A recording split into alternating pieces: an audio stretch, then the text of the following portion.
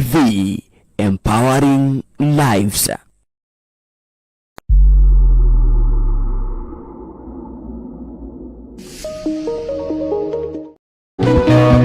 Amen. Nataka tuimbe wimbo inaitanga inasema, anasemanga anajibuanga ni muweza yote kweli, haleluya, ni Mungu wetu.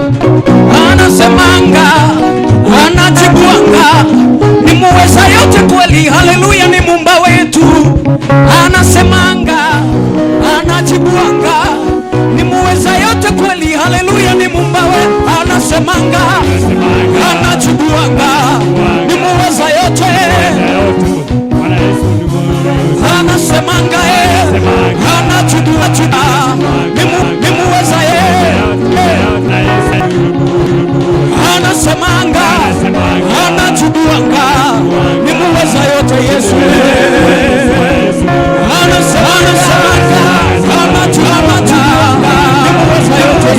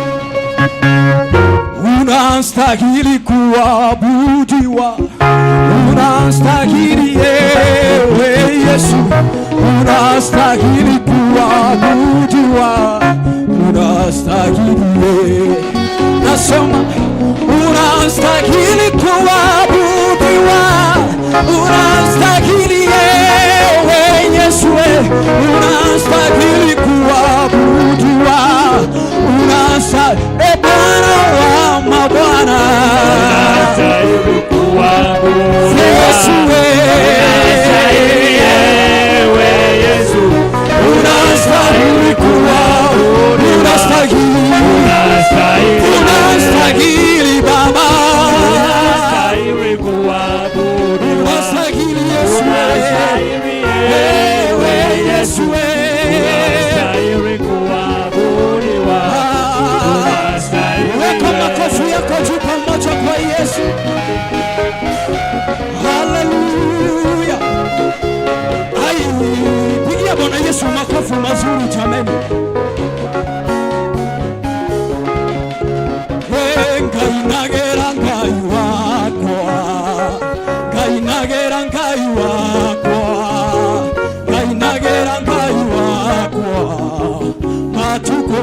Enie kainagera ngai wako. Hallelujah. Inagera ngai wako. Hallelujah. Inagera ngai wako. Matuko. Kama weka makofi yako juu kwa Yesu. Hallelujah.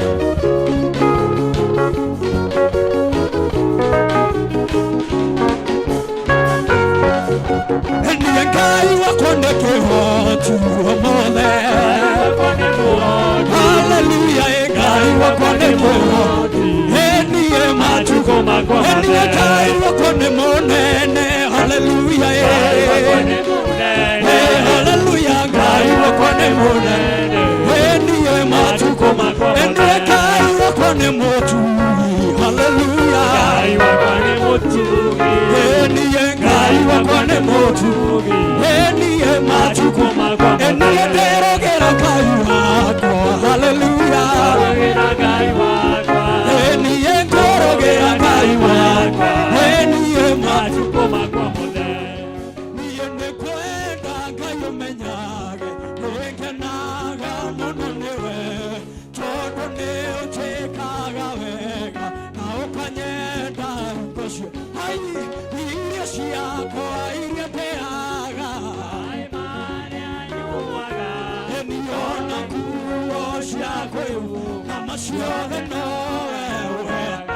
Na niĩ ndingĩhota gũgũcokeria.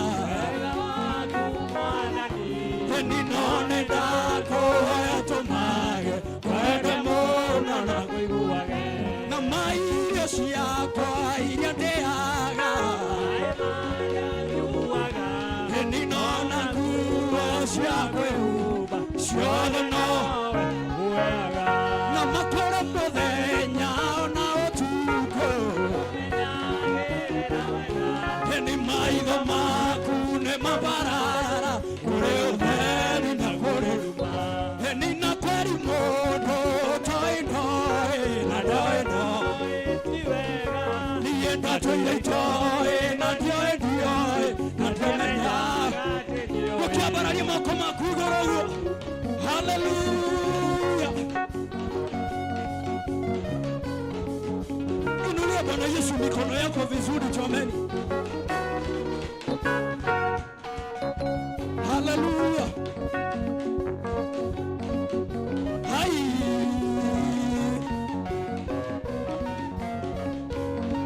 Negokage mbugererio na ndorio etare ono. Gekeno getare kiono kuma rĩrĩa thĩ yombirwo. Nyĩmbo ikairaga tabura ikainwo nĩ nĩmĩ ciothe. Tũcokeiĩra kanitha mũthenya ũcio wake. Ikĩmuonei ũrĩa watũmire na maniĩ ndĩmĩkane. Kĩmuonei ũrĩa watũmire niĩ nyarare ikeno cia gũtirĩ kuonwo. Hai ũthaka ũhana ta ũyũ tũcokeiĩra. Andũ arĩa thingu na horerie. Nĩmĩ ciao itarĩ njamba. Niĩ takĩmaigue.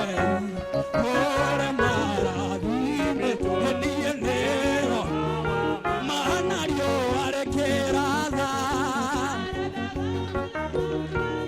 Niĩ andũ othe makareke. Niĩ ũthikuo. Niĩ ta itu rĩrĩ na ya Jesu yarekia. Wapi shangwe na vigelegele kwa Bwana Yesu. Hallelujah. Bwana Yesu asifiwe sana. Hallelujah. Guoko kwa Jehova kwĩ wĩra-inĩ. Maũndũ mothe marũgama. Niĩ huho na makũmbĩ ikarũga. Ni ciothe kĩragwo. Pigia Bwana Yesu makofi mazuri. Sasa wacha tusijipende sana, si ndio? Amen. Tusijipende sana. Wajaluo mko wapi? Kuna wajaka huko. Amen. Ni wara nono akwenu onlamo ni wara nono. Ni wara nono akwenu onlamo ni wara nono. Ni wara nono akwenu onlamo ni wara nono. Ni wara nono. Ni wara nono. Ni wara nono. Ni wara nono. Haya twende. Ai.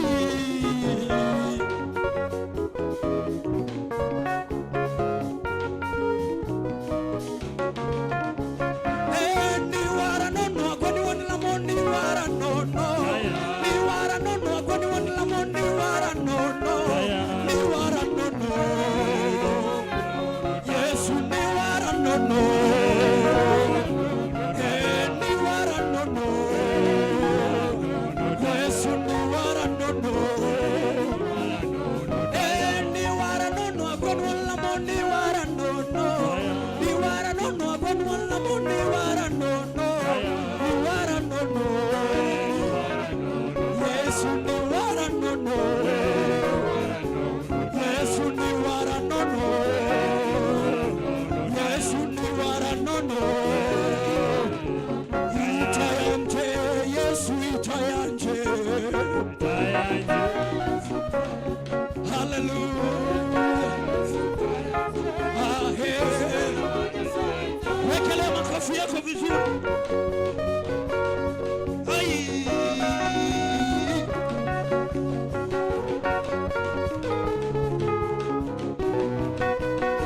Piga makofi vizuri jamani.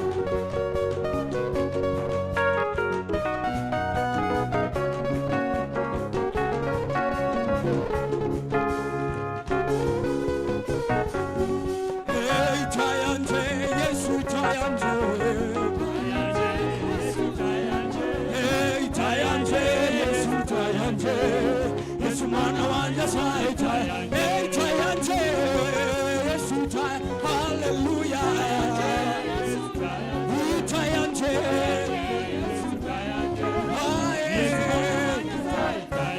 Itayanje. Itayanje, Yesu itayanje. Hallelujah. Yesu itayanje. Yesu mwana wanje sai. Hallelujah. Bwana Yesu asifiwe sana. Hallelujah. Bwana Yesu asifiwe. Nekala nangai maundo mako maila. Nekala nangai maundo mako maila. Tuye. Nekala nangai maundo mako maila. Nekala nangai maundo mako maila. Wewe kala nangai maundo mako maila. Wewe kala nangai maundo mako maila. Tuye. Nekala nangai maundo mako maila. Yesu nekala nangai maundo mako maila. Nekala nangai maundo mako maila. Nekala nangai maundo mako maila. Nekala nangai maundo mako maila. Nekala nangai maundo mako maila. Come on, put your hands together and celebrate Jesus.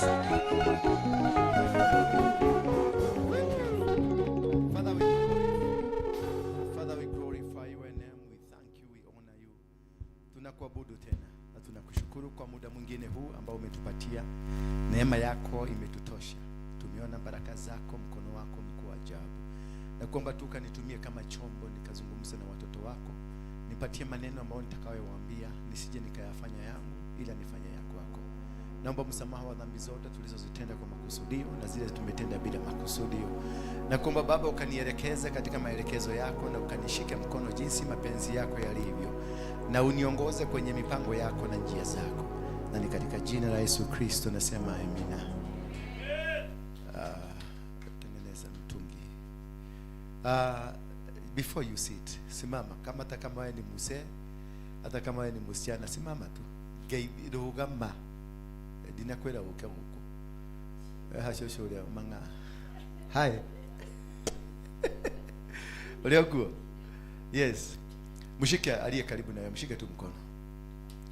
Mujitane guoko kuolio. Dinakwenda mujitane. Umshike ni kama unamsalimia. Shika aliye karibu na wewe. Tafuta kama hauna mtu, tafuta mtu, mshike mkono. Yeah, mshike mkono. Mwambie jinsi ninavyokuona ni kama umebarikiwa. Na venye nimekuona maisha yako yamebadilika. Mungu atatenda. Asante. Mwambie keti sasa. Honest. Balance.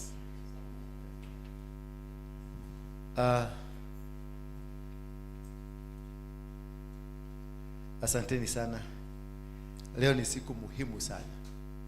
I didn't expect the organizers will allow me to come and preach today.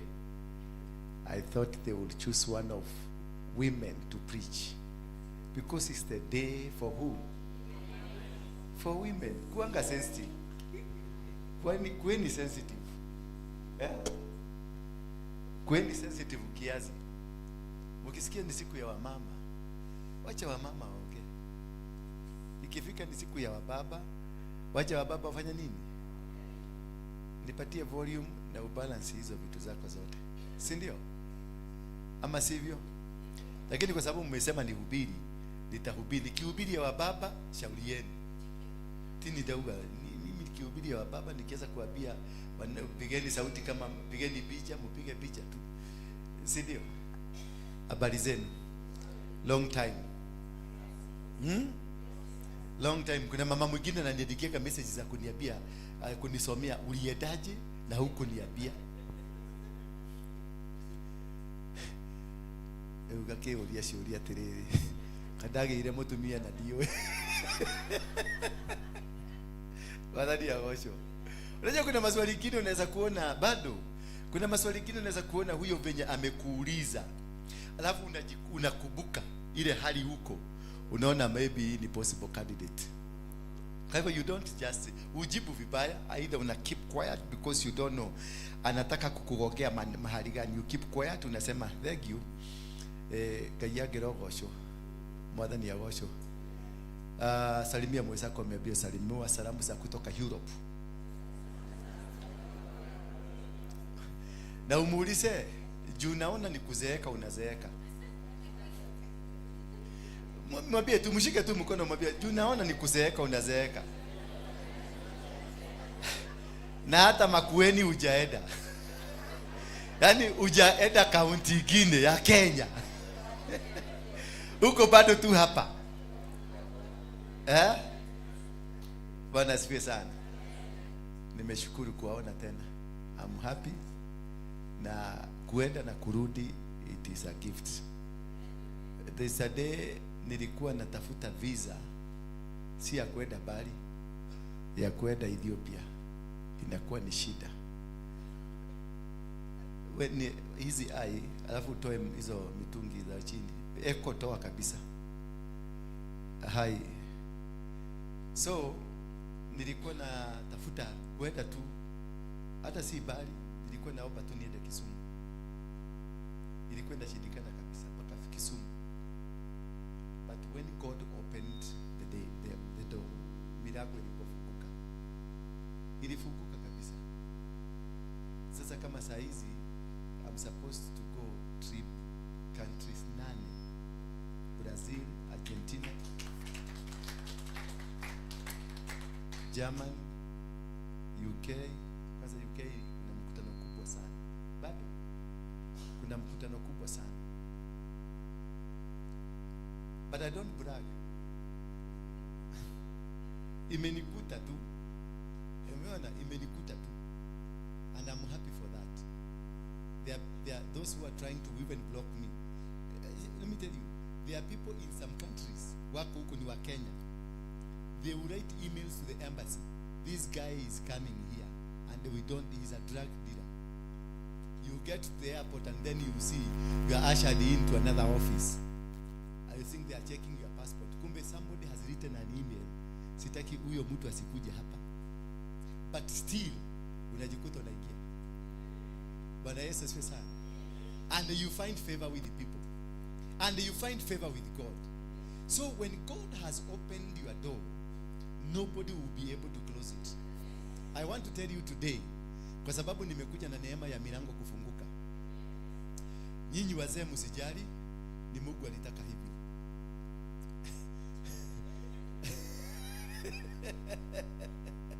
Bwana asifiwe sana.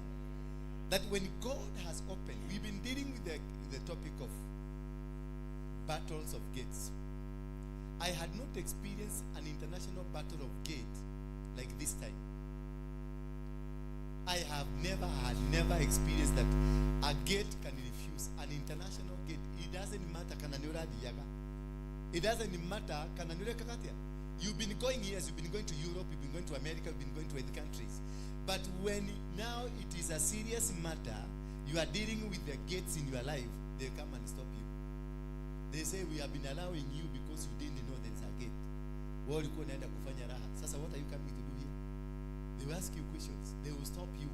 And they will tell you, utakaa hapa. Hukuna mahali unaenda, utakaa hapa.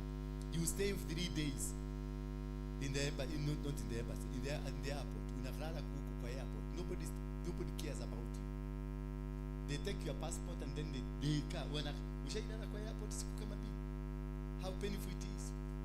Kulala kwa airport. Hakuna mtu wenu wako hapo. Hakuna nini huko na hutatoka. Yani unakaa kwa ile no man's land. Nana ile ya miguna. I'm not boarding. They cannot arrest you. When uko hapo hata kuna embassy nini nikita kwa embassy. Hiyo ya airport. Au kwa airport huko corridor hiyo kwenye maduka huko, nobody can arrest you. That is a no man's land. Hata ukienda pale na maga, ukae hapo katikati, ufanye vituko, vute bagi, ukunywe madawa, ufanye vituko zako zote hapo, nobody can touch you because you don't belong to Tanzania, you don't belong to Kenya. Until ukanyagisha hivi hata 1 inch of your leg use this country, they will arrest you.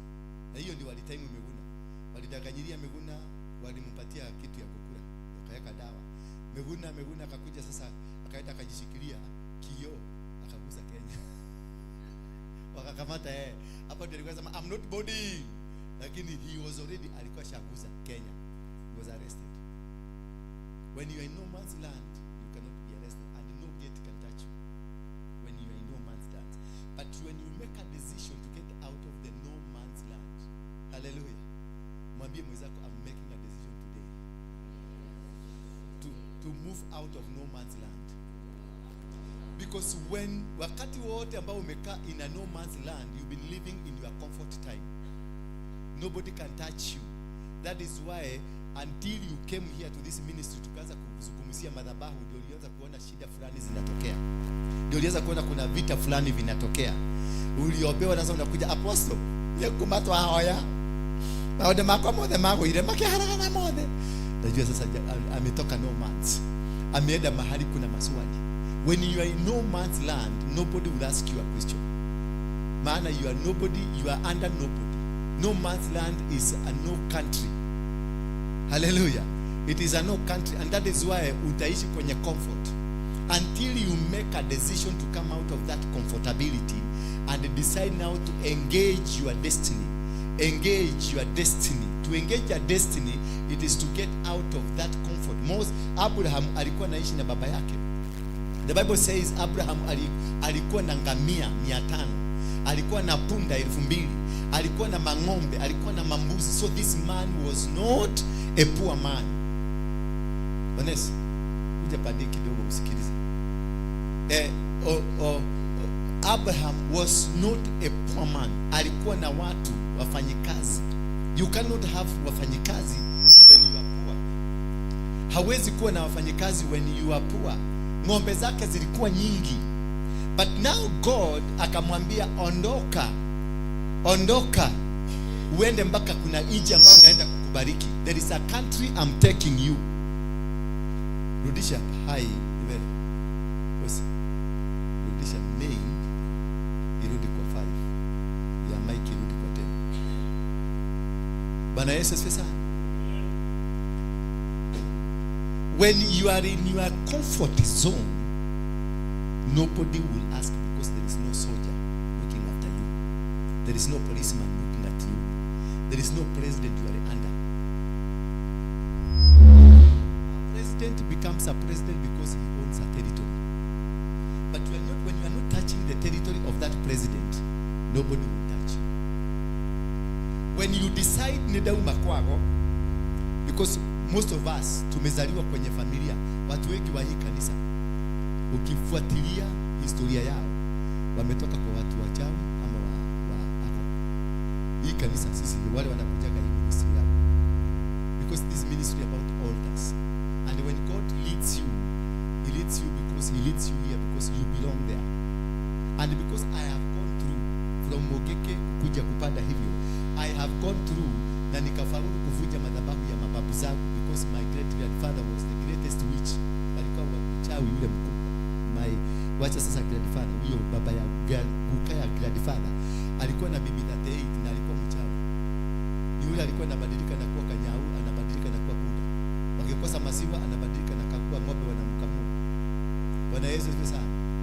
Hapo ikikuja sasa kuanguka, after that sasa kuna baba yake akiruka ikuja mpaka kuanguka, naye Gukadi alikuwa generali wa Maumau, ndiye alianzisha Maumau. Nao kuruka hapo uruke, tunaona wanaruka, Guka anaruka baba yake, anakuja sasa kwa Guka huyu.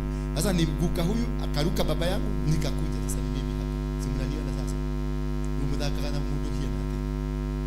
Mundu kiroga, mundu kibeja, mundu kikake mundu.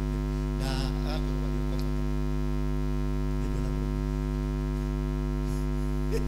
mundu kitisha na maisha na mtu ndio Amerika. Yaani unamwacha tu hapo na ujinga yake ama na uwerevu yake. Because my originality now is good. Now put it high kidogo the volume. My originality speaks for me. And this is what we get in the book of Ezekiel 16 that says, Son of man, cause Jerusalem to know her abomination. Cause Jerusalem. At the Son of man, modo menyidia Jerusalem, maudo mario, menyidia tulalia Jerusalem, maudo mario, mali magi. Hallelujah. Kwa hivyo kuna vitu zako, maudo maku, mali magi. We are seeing a gentleman here, but inside you, hapa kwa mgongo na huko nyuma, tukifungua roka yako na huko nyuma, ile buti kama ile ya Volkswagen haina injini, ni buti. Bwana Yesu asifiwe sana. There is something that is cooking, that is working against your life. There is something that is making you struggle. You are not a struggler. You have gone to school, you have a degree, you have gone to school, you have everything. Una kila kitu ambacho unahitaji kufanya maisha yako ikae vizuri, but nothing is working. Not because you don't know how to work, not because you don't know how to do things, but because there is an altar that speaks in your life ambayo iko kinyume na wewe. Kuna madhabahu ambayo haitaki umuvu. Bwana Yesu asifiwe sana. Na hiyo madhabahu, hiyo ndizo vitu ambazo tunapigana nazo mpaka unashinda. Bwana Yesu asifiwe sana. Ukiona you are accused, kwa sababu mimi hapa na accuse wako mimi na usharati sana. Hapa kila mtu anasemaga apostle ni yako manatumia, ni yako manatumia, hata comment natumia. Hiyo ni accusation ya usherati. I don't blame you. There is something you are seeing in me because of my originality. My grandfather, great grandfather alikuwa na wanawake 38. Sasa you can imagine mundu anatumia 38 ile ni ashia getoto inengana. Toda shara yatumia 38 nigetha iganire na 38. Ario processing ario na tukitwale kado ni ahituka tukina kukado ugo ni mundu wali natumia na hiki makeria maigana. Yes, yeah, hallelujah. So there is something you are seeing in me because that is where I have come from. That is my originality, that's my color. Dekiomuona kademo deke demudomwaga dekiomuona ka munaonaka mimi ni msharati. I don't blame you because what you are seeing, na mimi nikikuona naonaka mchawi. Bwana Yesu asifiwe sana. Maana umetoka kwa laini ya wachawi, umetoka kwa laini ya waganga. So mimi nikukuangalia hivi, na ukienda hata kazini kwetu kwenu wanakuitaka magushuka mpaka kama mduso ni mro. Ukienda kufungua biashara mahali unasikia watu wanasema usho dagia alitaka na medaiga. Si wewe wanaona, they are seeing your originality, where you came from. And that is what we call a door, a gate that will stop you from succeeding. You are not the witch, but your great grandfather was. So umeta mudhirimo ini, umetoka kwenye mudhirimo ya wachawi na waganga. That is why wherever they go, they see a photo of you. They see an image of a muganga in you. Hallelujah. So if they accuse you, okay, when mago itora ni maja wewe tawo murogi na dole murogi, don't even abuse them, don't even defend you. Go and search yourself. You find in your family kulikuwa na warogi. Are you getting me now? In your family kulikuwa na nini? Na warogi. And that is why you are being connected to your origination, from where you originated from. So you are not, where si murogi, lakini kihumo yaku is that's the foundation ya rogi. That is why by virtue of your originality you are a murogi. By virtue of baba yangu guka yangu alikuwa msherati, that is why you see ona iguma hadi Germany uko natumia tanana maji tarehe. Hallelujah.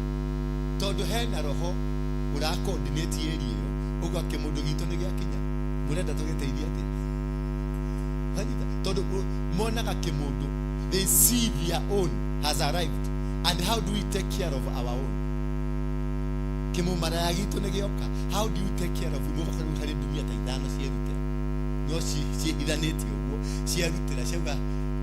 This guy is I love this guy ni de mona ko ngega mahito makomaka. It's not me, but my originality speaking.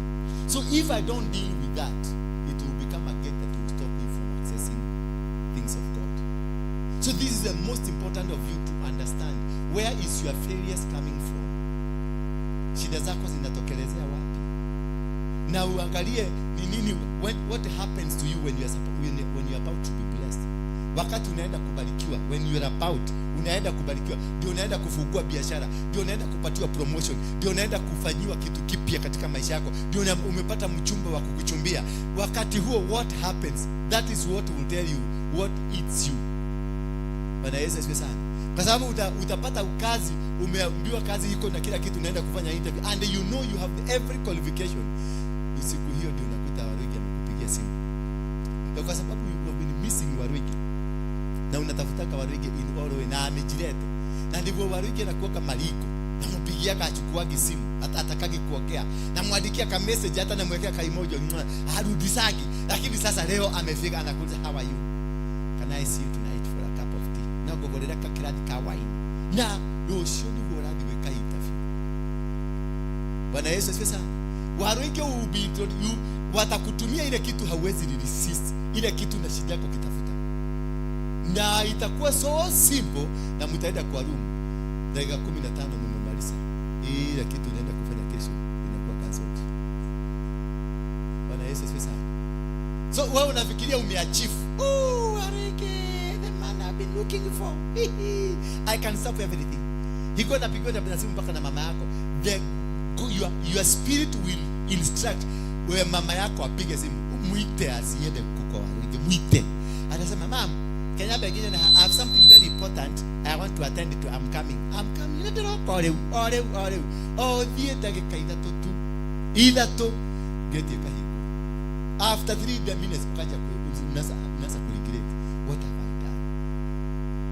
That is when you start regretting, that is when you discover that was a gate. And it was meant particularly to obstruct you from what you are supposed to become.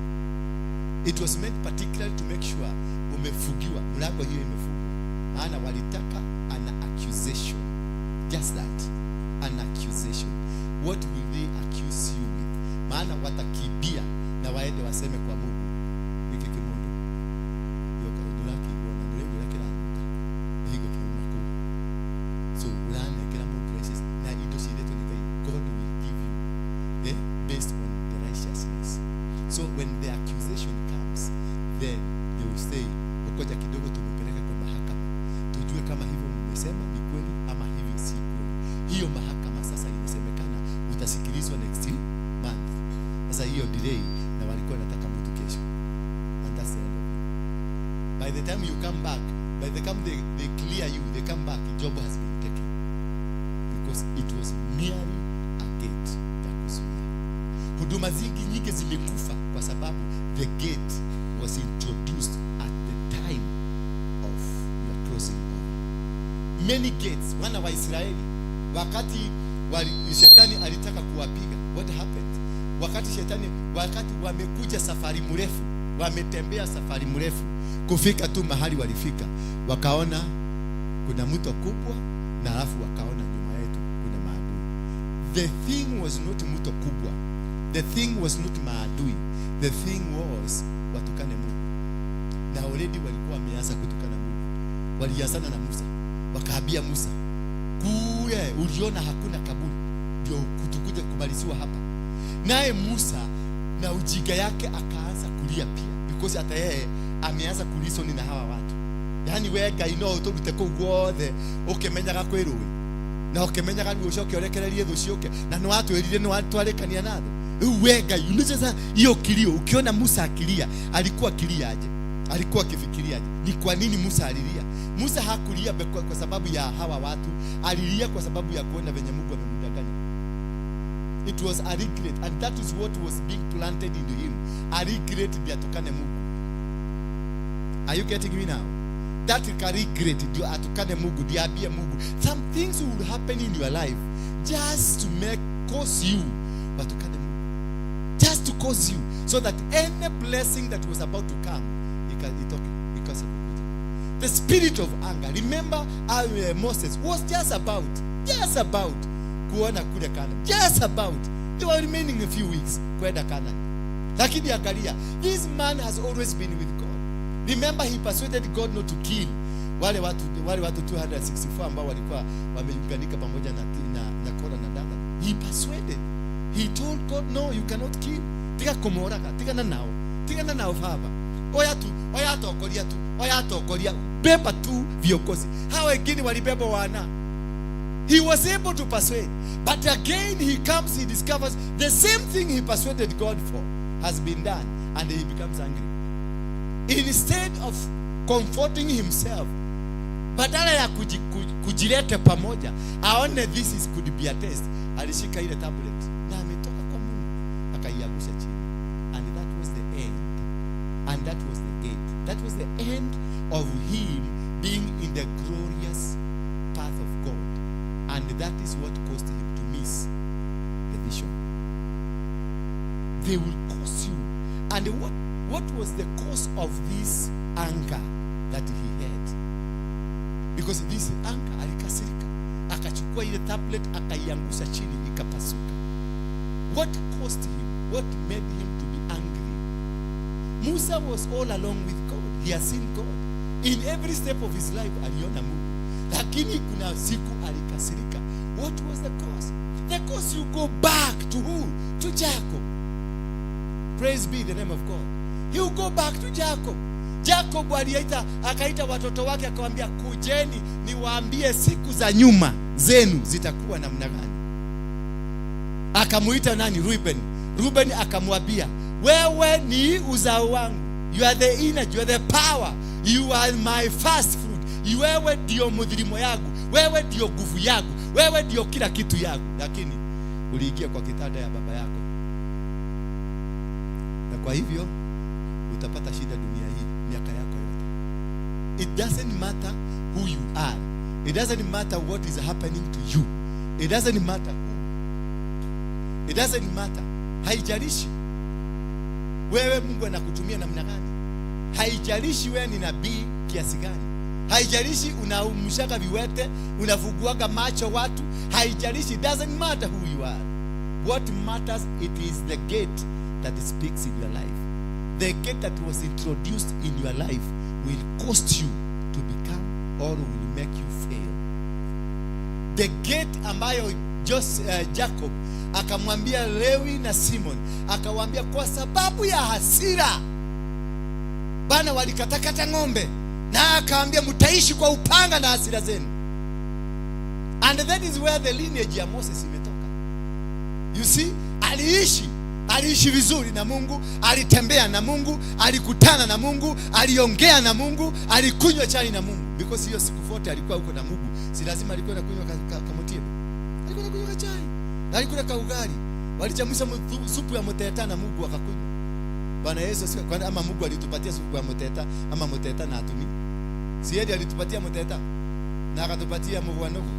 Kwa hivyo itimisi alitumia ndio ajue ni mzuri. Bwana Yesu asifiwe sana. Kwa hivyo wakiwa na Musa kule walikuwa nakula pamoja. Walikuwa nakunywa pamoja. lakini hakumuibia siri. Amwambie kuna maneno ilinenwa juu yako na baba yako. So you can be a Christian, so you can be a pastor, you can be an apostle, you can be whatever that you are, but there is a hidden secret even God has not revealed to you. Na bado hiyo ndio itakukula. Maana Musa si alikuwa anaongea na Mungu. Bwana Mungu huyu hakuona jamaa anaonende miende, hii jamaa inanipenda, hii jamaa ni mzuri. Aiambie baba yako Yakobo alinena mabaya kuhusu Simeon na Levi. Where you come from? He never revealed to him. So you can be serving God lakini ukufe maskini. You can be serving God lakini biashara yako inaanguka. You can be serving God but nothing is working around you. Why?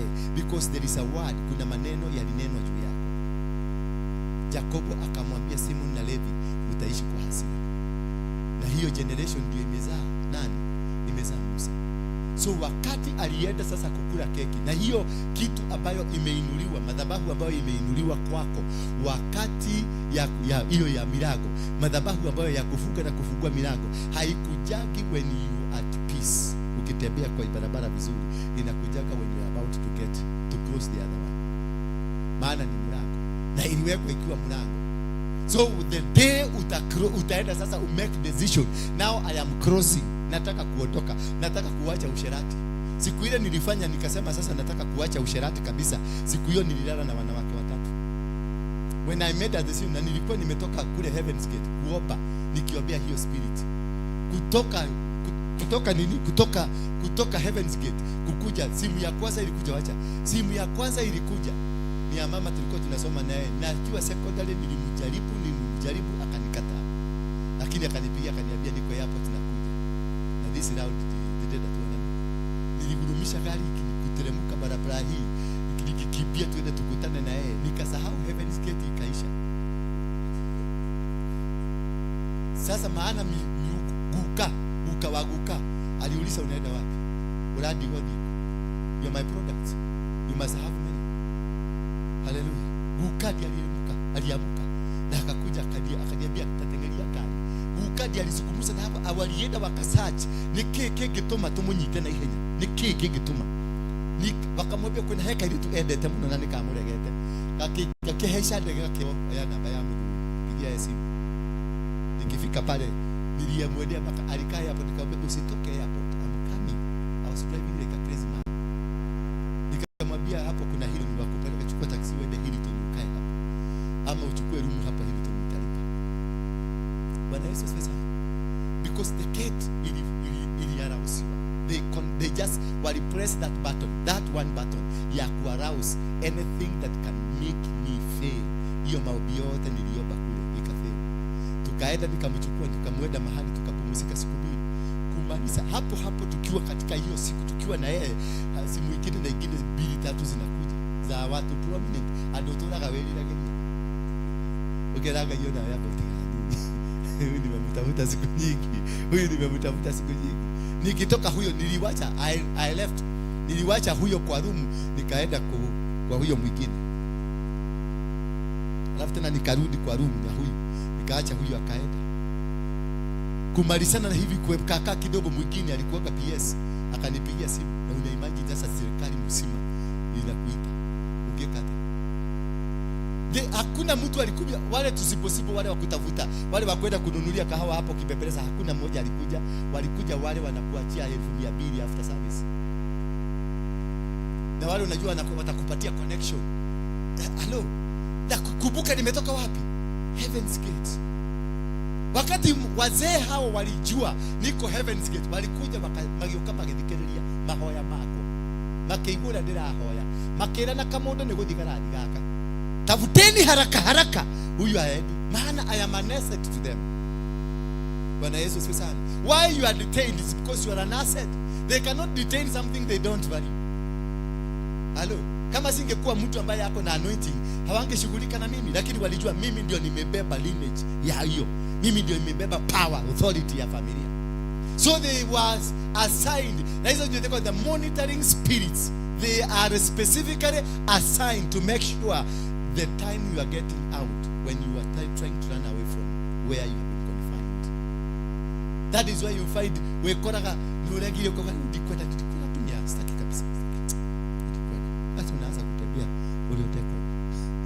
Lakini ukiona mwanamke akikuja sasa,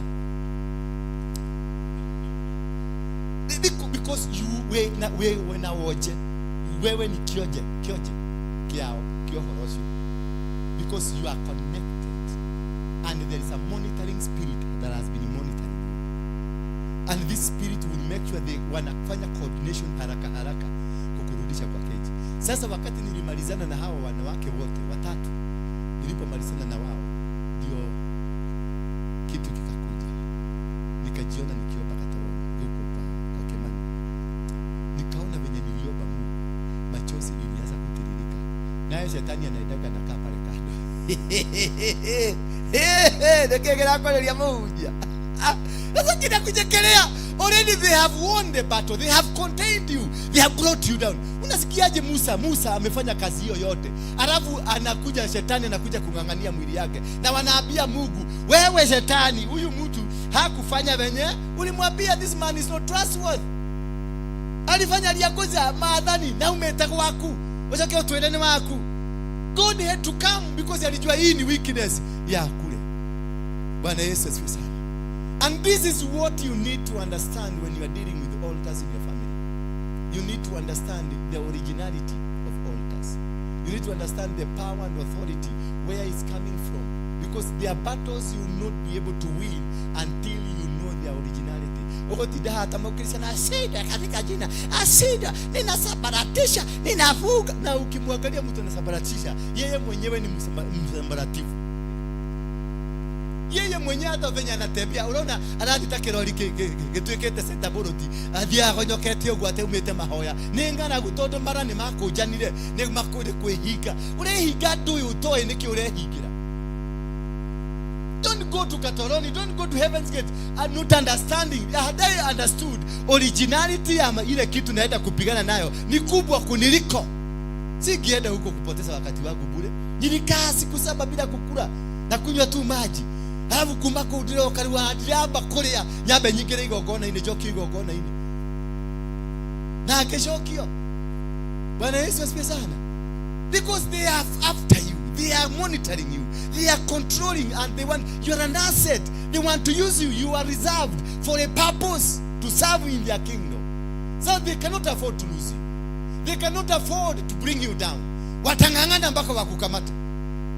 Sasa before uweze kuomba ati mwana wako ekaga ati wera wako ni okega ati nieje, no, first of all sit down and do your research. Know who you are.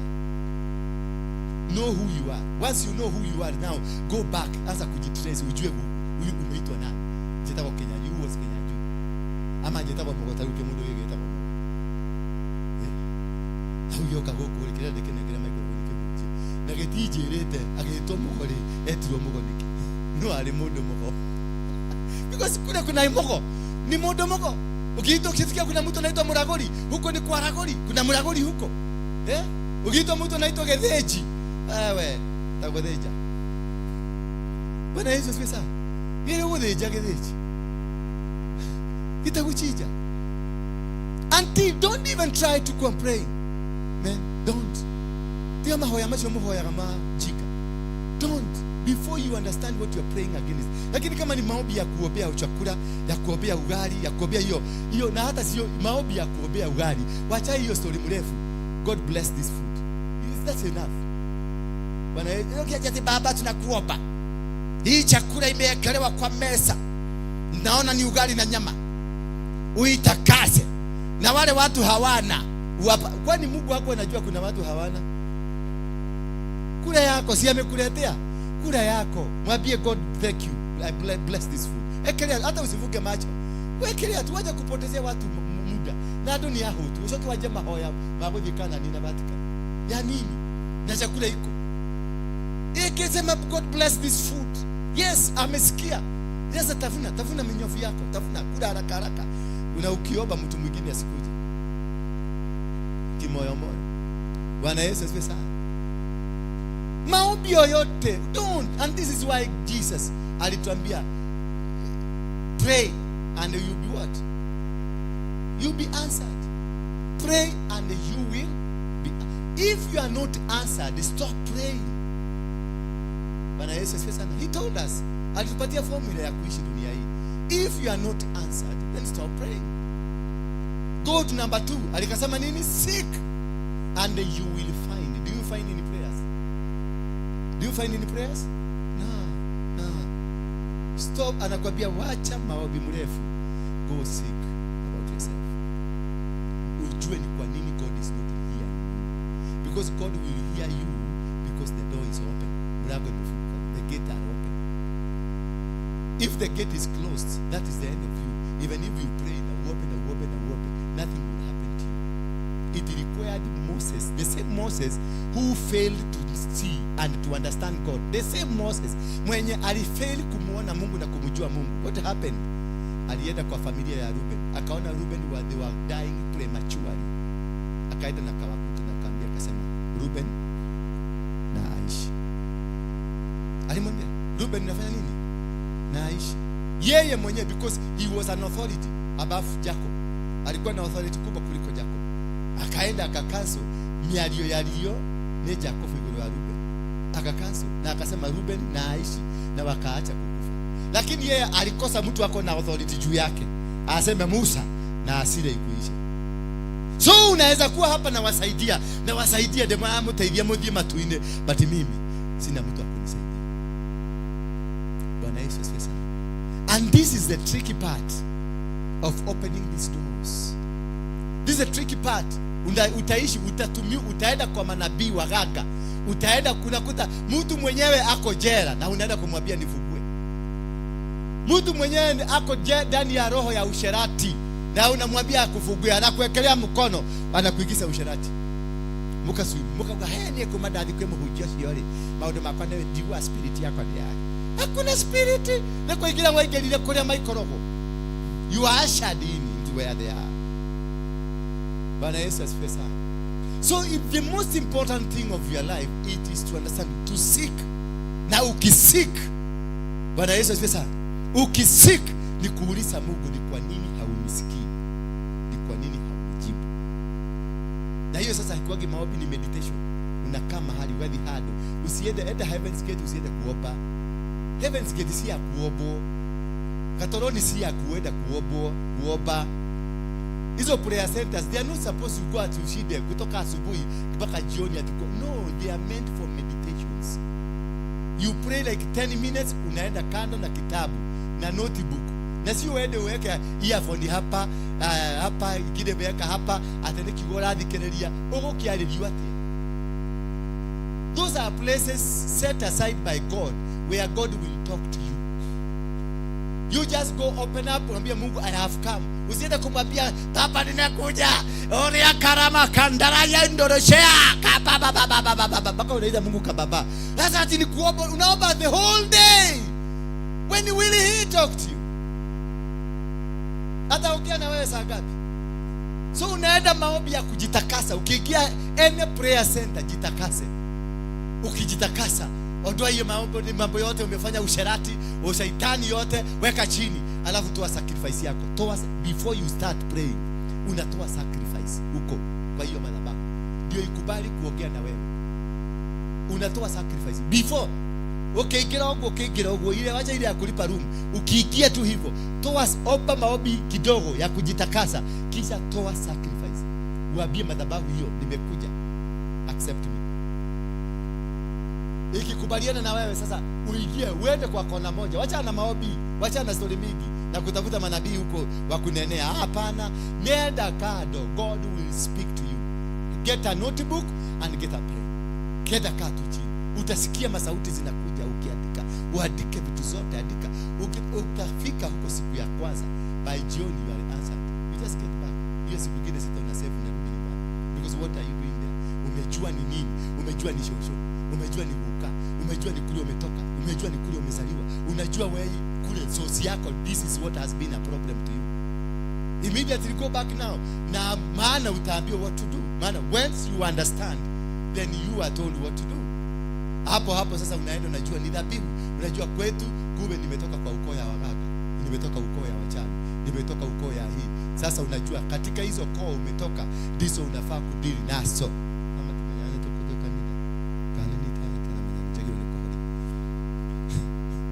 Bwana Yesu asifiwe sana. Unanielewa? So going hizo prayer center mnaendaga, just change a bit. Don't go. Acha kwenda hiyo maombi mrefu, unakuja umekauka, umekuja unakuta nyumba kuatigira modo ni ahi kilone kiateka. Mpaka unashindwa huyu Mungu mwenye hasikiagi, umeenda kumuomba, kirudi unakuta nyumba imefungwa. Utataka hiyo Mungu tena? It's because we don't understand how to seek God. We don't understand when to communicate with God. Because it is about gates, it's not about prayers. Hallelujah. It's about understanding. That's why Jesus said, stop praying. If you are praying and you are not answered, stop praying. What do you do next? Seek to know. Why? Then you will be told, kuna murago ya usherati kwenu, kuna murago ya umaskini kwenu, kuna murago ya ugaga, kuna murago ya goli, kuna murago hii. Sasa hiyo milango ndio naambiwa nao. Third step, knock. You don't knock with prayers. You knock the door because you have understood ni usherati. So knock that door ya usherati. Inua dhabihu ya kuvuja hiyo usherati. Inua dhabihu ya kuvuja huo, because God has revealed to you. Na sasa kutoka hapo amereveal himself to you. Amekupatia nguvu ya kuweza, whatever that has been revealed, it is powerless. You have the power to nullify it. But if it has not been revealed to you, there is nothing you are going to do. Hakuna kitu utafanya. Utangangana. And that's why, because God umesik amekurevealia, ndio anakuambia knock, because he knows when you knock the door will open. And once the door opens, you get in and you break everything, because once the door opens, you break in, you destroy. Hizo vitu zote ziko ndani. Unaharibu kazi zao, unavuja madhabahu yao.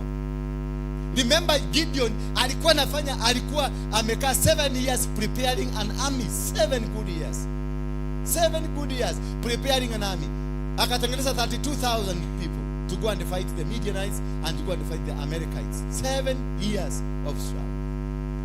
Only to be told, only to be called by God, na Mungu akamwambia, you man of valor, this battle you shall win as a man. Remember 32,000. Kusoka nelia do 32,000. Is it a joke? Hiyo time yote amepoteza akileta watu ambao hawatamsaidia. They were not the equation in the whole side. They were not part of it. 32,000. They were not part of the equation. Na amepoteza time yake.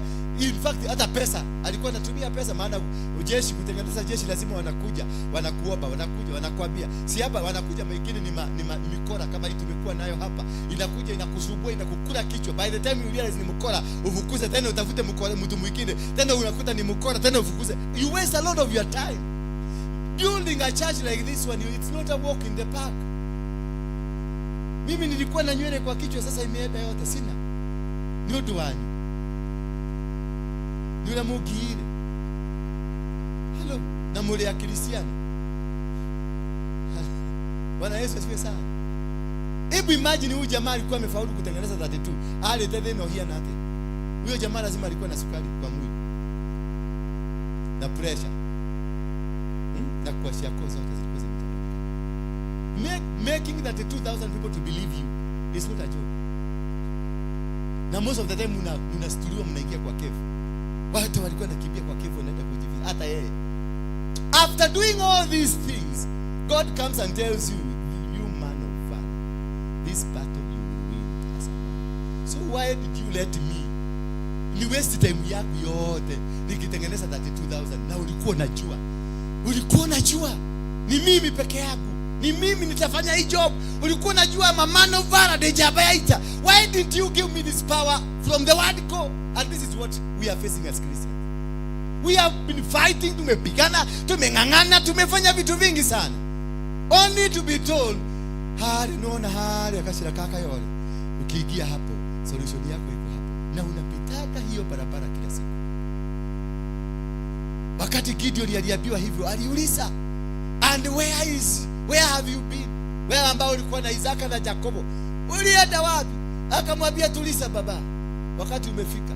Ndiye alijua huyu si Mungu, akajua huyu ni malaika, akaambia malaika, kaa hapa dakika moja tu, nikimbia nyumbani nikuje. Akakimbia nyumbani, akachinja mbuzi na akatengeneza mkate usio chachwa, akauleta, akapatia huyu malaika. Malaika akamwambia, weka kwenye juu ya jiwe, akaunyoshea mti, ukawaka moto, malaika naye akaenda. You need that divine connection. divine connection. That divine connection to make you understand this is the time. Maana Gideon aliunderstand kaka niko kaida, hii ndio wakati wa kutoka kaida gago kuibuka nika Kenya. Akajua mara moja, akaambia malaika kaa hapa, akakimbia nyumbani haraka haraka, akachinja kambuzi na mkate akaelete, akawekelea pale ukawaka moto. Malaika akaenda, Gideon akabadilika, akawachana na the 2000. Mungu akatokelezea. After that God appeared to him, akamwambia you man of valor, Jabayaita, you shall win this battle. Is a man. Atukigate tuwe usoke werote bare nonea nuratoria wika. Nito geyesha giuka munyitene na kere umukore handuri ukimweka ate. Ukimuhura gudishiga nate. Miaka Mungu wajoto na kusoka na geyero na niamenyaga ni wewe peke yako. Hamutakuwa na mtu mwingine, ni wewe peke yako. Bwana Yesu. So some battles, until you knock the door, that is the time you will be able. Wakati alikibia nyumbani akachinja kabuzi, ni kunok, ali knock the door, ndio Mungu akakuja akamwambia unatibara nene uko mwishira. Acha tikidene uko mwishira. Kaundo nika kitu kadogo tu. Akamwambia sasa aende kwa sisi ya baba yako. Nenda kwenye sisi ya baba yako. Akaenda kwa akamwambia kuna dume wawili wa miaka 7. Kuna dume ngapi? Wawili wa miaka 7. Nenda uchukue kisha uende kwa madhabahu ya baba yake. Si angemwambia hivyo kitambo. Ndio ni wewe. Miaka 7 baba yako ndio shida, miaka 7 unangangana na baba yako, na ukipanga unabiaga baba haikiri committed na kuandikwa na jeshi. Bwana Yesu. Baba yako ndiye anakupatia mpaka pesa ile unaenda nazo kwenda kutengeneza jeshi ya kupigana na madhabahu iliyonunuliwa na baba yake. Yani your own father has been facilitating you. Is he facilitating you? The monitoring spirit are telling the father, mupatie giri 10 aende ajiharibu nayo. So there is things that will be given. Ndio unaona nakataka kuletewa vitu hapa. Hallelujah. Ndio unaona pale kwa ile ofisi yangu, siwahi kuniletea kitu kwa ofisi, nitaitupa. Nitaitupa kwa dustbin. Siwezi kuchukua. Leta hapa kwa madhabahu, shughulikiwe na madhabahu kwanza. Usiniletee chakula huko, usiniletee hata pesa. Tunakutania hapa. Sababu inao sikosi iko. Jikira Mungu. Sije kulesi yako. Bwana Yesu asifiwe. Miaka 7 unakaa na Mungu, na Mungu anajua wewe hauta, hii jeshi yote haitafanya. Hapana, ni mimi, ni wewe peke yako. Akamwambia nenda kwa zizi ya baba yako, chukua ng'ombe wa miaka 7. Tuende Judges chapter number 6. Inasema ate, inasema and the children of Israel did evil in the sight of God, and God handed them over into the hands of the Midianites for 7 years. Are you getting something there? What are you understanding? What are you understanding? Yeah? Nini? Aliwapenda kwa sababu nini? And the children of Israel did evil in the sight of God, and God handed them over into the hands of the Midianites for 7 years. So it is God who handed them. So the suffering was not demonic. The suffering was godly. Hello. The suffering is not demonic. The suffering is godly sanctioned. Hiyo shida unapitia ni Mungu ameipitisha kupitia. And God handed them over into the hands of the Midianites for 7 years. So for 7 years they struggled under the hands of Midianites, under the supervision of God, not the supervision of the devil. Sasa tuangalie sasa ni sisi tuko hapa. Sasa tungekuwa tukisema namna gani? Tungekuwa tukipanga roho hapa, tukitokolio na bidii hapa, tukiomba maombi na mashaka, tunakemea shetani, riakorea mocha, riakanda yanda, rietererererere. Mnakemea shetani, lakini it is God you are praying to, who has sanctioned the suffering you have. It is God who has sanctioned it. But who are you kemealing? Mpaka shetani akiwa mahali amekaa na cheka tu na shida ya nikemaji uragi. Matidikwe mweneo amereneke marorani. Because the devil knew these guys wanapigana, ni Mungu ameachilia wa Midiani wawatese, na ni Mungu amewapatiana kwa mikono ya wa Midiani. Bwana Yesu asifiwe sana. Ni Mungu amefanya nini? Amewapatiana kwa mikono ya Midiani. They are suffering because of a God sanctioned suffering. So there is demon sanctioned suffering, and there is a God sanctioned suffering. Now as they were praying, they were under the supervision of suffering for 7 years. God authorized the Midianites to kuwatesa 7 good years. Meanwhile, Gideon was making an army, not knowing that the army will not help him. Until alirealize, wakati aliona huyu ni malaika amekuja, akarealize this is God. Akawachana na jeshi yake, akawachana na ujuaji, akawachana na kujua vitu mingi sana, akakimbia, akaenda akatengeneza dhabihu, akakuja. The moment you realize it is God, you stop what you are doing because you have knocked. Alinok, akajua this is what is supposed to be given. Akachukua kambuzi na mkate usiochachwa akaulete. Malaika akamwambia wekelea hapo, naye malaika akaunyoshea fimbo. Vile sacrifice ikawaka moto, ikapanda biguni, naye Mungu akasikia. The moment God heard, malaika akapotea and God appeared. Bwana Yesu asifiwe. That is why we give sacrifices. We bring the presence of God. And immediately the presence of God was brought in. Then God appeared. And immediately mtu mwenye alikuwa nalala ndani ya cave kwa sababu ya woga, Mungu akakuja akamwita the man of valor, Jabaita. Mudurara ile cave kwaye. Gayaroka huko liko na stage Jabaita. Ati kule biguni unajulikana wewe ni man of valor. Wewe Jabaita. Lakini hapa duniani uko maka cave. Huko duniani uko maka huko maroji nini huko. Niko kwa wewe huko duniani unafanya vitu ambavyo havieleweki, lakini kule biguni na kujua like a giant. Kule biguni unajulikana wewe ni mtu big, a powerful person, lakini hapa duniani wewe hidha na ukelado makokomere ugonegeza dukoneke ni kuya tono hiyo madudu minako unaingia kwa cave na hujui maana ulibadilishiwa your identity, ikabadilishwa, ukatolewa wewe mwanaume, ukawekwa kitu ambayo ni cha uoga, ukawekwa kitu ambacho hakiwa ukielewi, ukawekwa vitu vingine ambavyo vikakuondoa kwenye hadhi ya Mungu, wakakuondoa kwenye kuelewa Mungu, wakakuelewa kwenye nguvu za Mungu. You became useless and hollow, not because you are not. You are so powerful, you are so strong. Uko na kila kitu ambacho kinahitajika kumaliza what is disturbing. Bwana Yesu asifiwe. Kisha Mungu akamwambia Gideon, nenda kwa zizi ya baba yako. Hallelujah. I don't know whether you understand me. I don't know whether you are following this story. Akamwambia nenda kwa zizi ya baba yako. Chukua ng'ombe wawili wa miaka 7. Hello. Kumbuka Wamidiani walikuwa naiba kila kitu.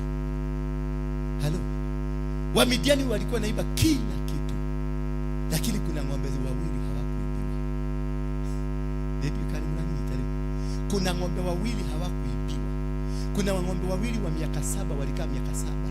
Now the question here, or what the point here is to understand this point. Na hapa ndio muhimu kuliko yote nimewapatia. Ng'ombe walikuwa wa miaka ngapi? Walikuwa kwenye vita vya miaka ngapi? So the day God sanctioned hiyo vita, the same day aliachilia kitu ya kufungua hawa watu. So hawa watu wamekuwa wakiteseka wakiwa na kifunguo kwa mfuko, wameteseka wakiwa na solution kwa mfuko, wameteseka ng'ombe hizi zikikua. Kama wangejua hizi ng'ombe ndizo zitafungua, wangekuwa wamesijia kitabu, lakini wameteseka. Kuna mtu wako na solution ya maisha yake hapa, lakini anaendelea kuteseka. Lazima uweze kutambua kuna kitu kimeachiliwa na Mungu katika maisha yako ambacho ni cha kufungua maisha yako. Haufai kuteseka, haufai kuangamia, maana there is a solution. Hizo ng'ombe zilikuwa na wao, hazikuletwa, hazikuenda kununuliwa kule Moro ama kununuliwa kwa Wamasai. Zilikuwa kwa huyo mbaba Joash, zilikuwa huko wakati walifugwa na Mungu miaka 7. That very day ndio ng'ombe hizo zilisaliwa. The solution to the problem, as long you knock. Kama hange knock, hangejua hivyo. Kama hangetoa kale kambuzi kamoja, hangejua kumbe solution. See that 2000 ng'ombe hizi sina baba. Bwana Yesu asifiwe sana.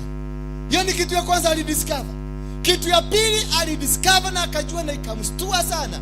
Aliambiwa na Mungu, nenda kwa madhabahu ya baba yako uende ukabomoe. Allah. Atiwende kwa nani? Atiwende kwa nani? Simuokee mama, mtaki kuokea. Neno ndio muiga tenyo ile mudi. Akamwambia nini? Nenda kwa madhabahu ya baba yako uende ubomoe. Na alikuwa ametengeneza 32,000 kupigana na Midian. Kumbe the problem was not the Midianites. The problem was his father. Hallelujah. So you are preparing a battlefield, a battleman, gentleman to fight, an army to go and fight. Little did you know the battle was within you.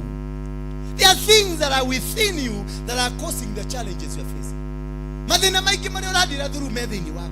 And you are the cause of them. They are you. It is you. It is your family. It is your bloodline. It is from the way of the village you came from.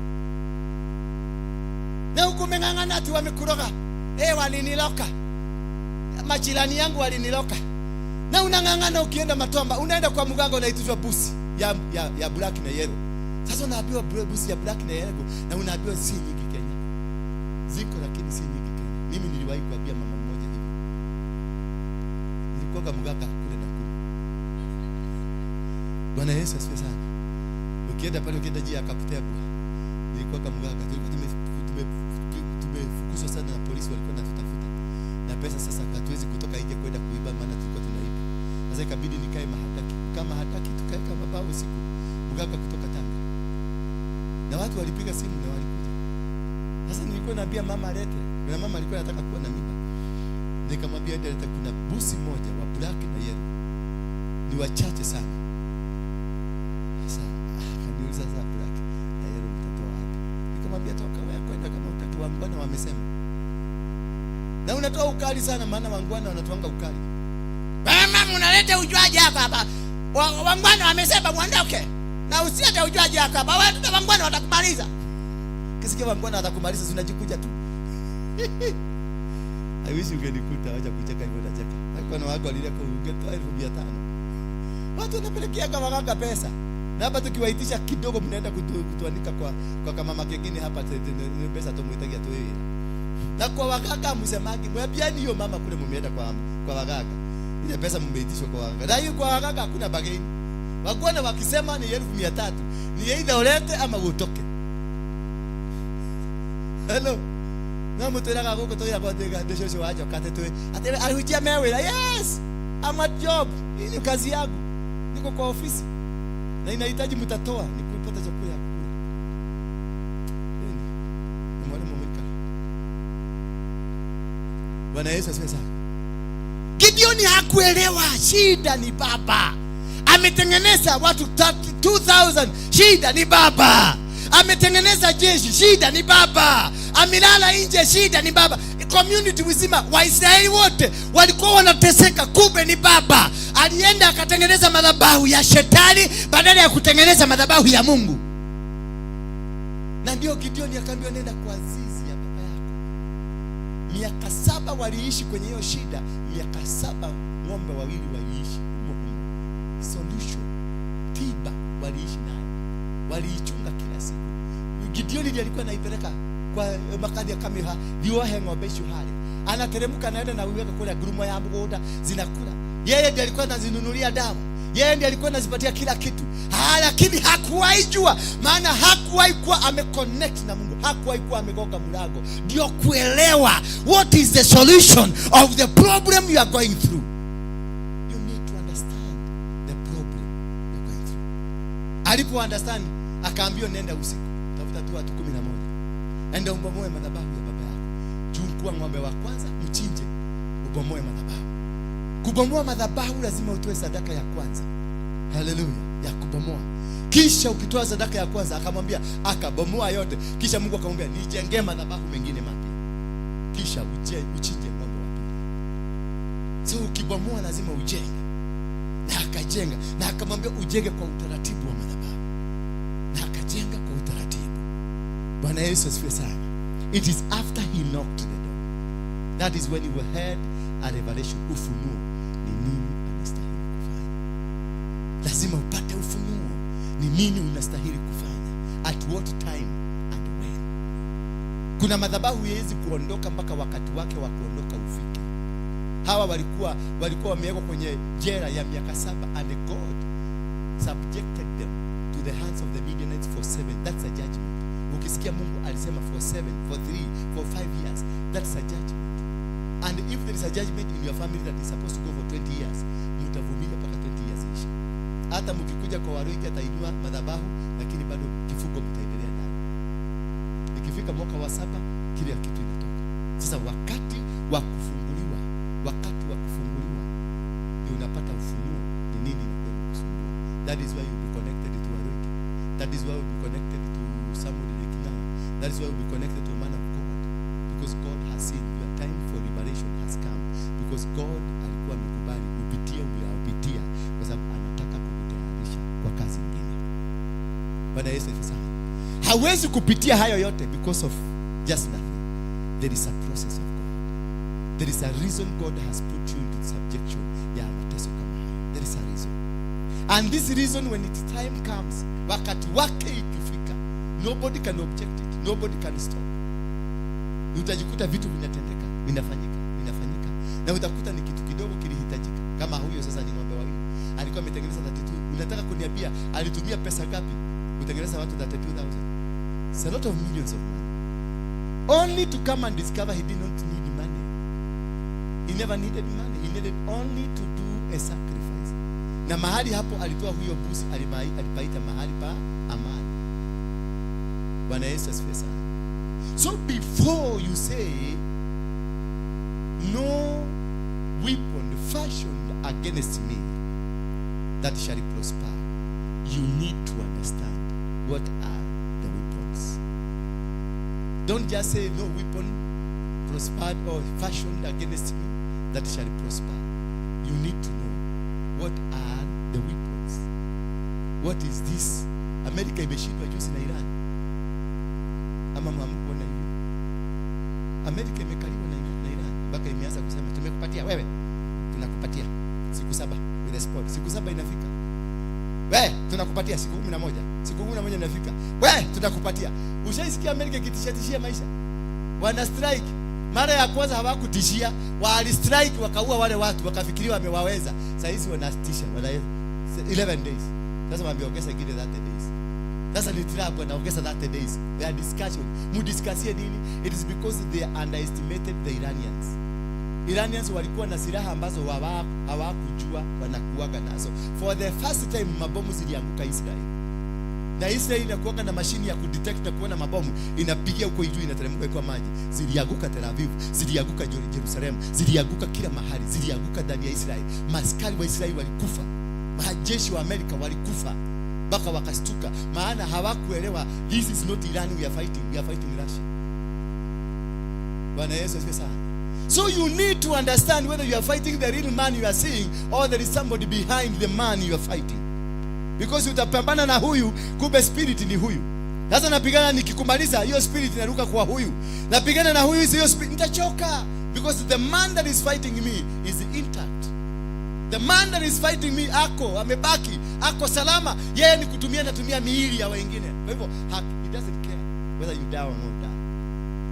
So the Iranians are not the Iranians fighting the America and Israel. It is ni China na watu wanaitwa Russia.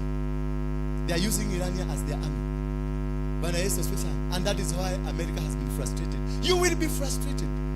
You will fight wrong battles. You will be frustrated. Utakaa kanisani mpaka uchoke na useme digasha kwa kanisa legi. Maana utaenda kwa kila pasta, na mapasta wengi tunakuaga waganga. Tuliarogi nago. Na idani. Wadhani ya washo. So utakuja. Badala nikuhudumia, sitakuhudumia, nitakupeleka kwa uganga yangu. Nitakufanyia vituko na sarakasi. Ogesho kakolekereria ko ukoba kutamudo muye. Go for it. You become zero because you do not connect to the battle. You do not connect the right force that will help you. Ndio unajikuta sasa umeona mapasta ni bure, unaenda kwa muganga, unaenda kwa Maina wa Magoto. Maina wa Magoto ni kamuzee hata kananuka uchafu. kama mundu gamuthekera nuka giko gatie thambaga kena nderu citekirwo nginya ne kemira ati ni urathi kuhoya solution na athi kuhoya solution yako ya ngomi cia kwanyu anakupeleka kwa watu wamekufa and there is God who is supposed to talk to you ati ngomi cia kwanyu ni ciretia ndegwa ati mutiarutete goima ati urehe ngohinyere goima imagine urimo ati ngomi ni iraria how come when we have God we can speak to how come you can go to speak at weteru watu wakuo ndia moshari siende city moshari waambie watu wakufungulie uingie huko ujangalilia watu wakuongeleshe nenda kuongelesha na mtu mpaka ananuka kama thwariga anuka ta thenge nigeko ni mule mwali kwa mundu mwenyewe they don't amatie da baga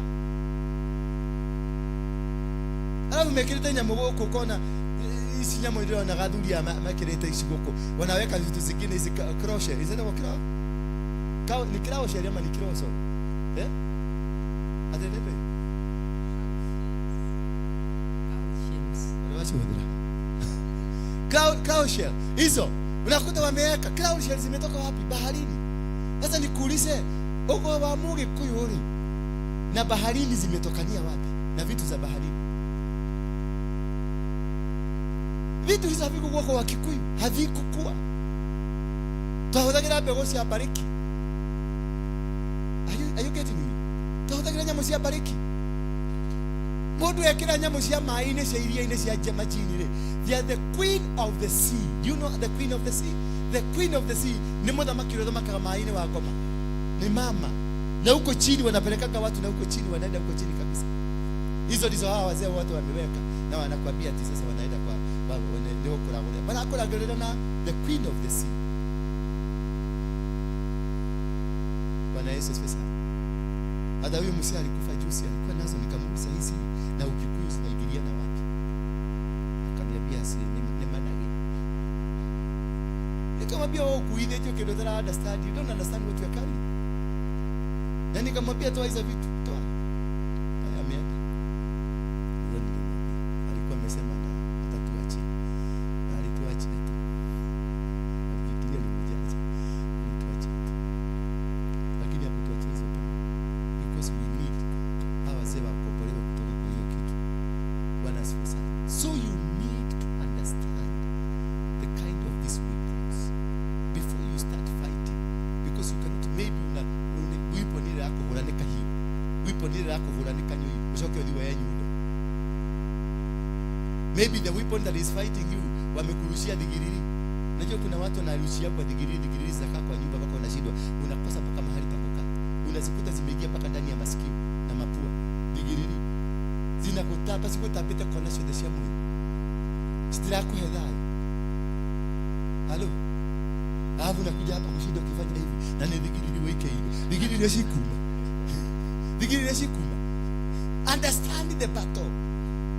understand the battle and understand the weapons that they are using for that battle that is what will cause this gate to open up because maybe it is the more head gate na kamukada kana hilo kaiko unakuta gate imefungwa na kitu kidogo gate kanamukada kana kitu kalikuwa nafanya hivi kanaingia hivi labda ndio yeye imefunga na wewe uko tugira kala baja ya ndani kangine ona kahega kuno kelediwe kanyamuka igoro ugo ndio nako ifunga until you understand the kind of weapons that you are facing that is the time you will be able to analyze vita maana Gideon alikuwa na watu 32,000 only to be told you need 11 people nenda mvuje madhabahu ya baba yako imagine na kama angekuwa amenunua mabunduki na kama angekuwa amenunua AK47 na kama angekuwa ameenda huko na kifaru na kama angekuwa huko ameenda na masilaha kubwa na mapolisi na GSU na kama angekuwa ameenda na battalion ile ya pale Lang'ata ile ya artillery battalion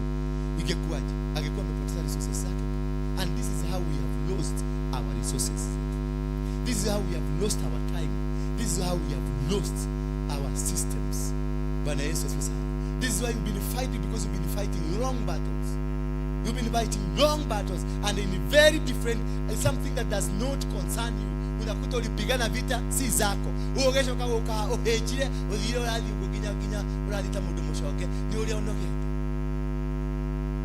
Bwana Yesu asifiwe. Oh, need to become on the ulifungua hiyo gate. Haya. No what. Hakuna shaka unashindwa. All this time I've been passing through here, but I've never been able to know because you didn't have time to knock.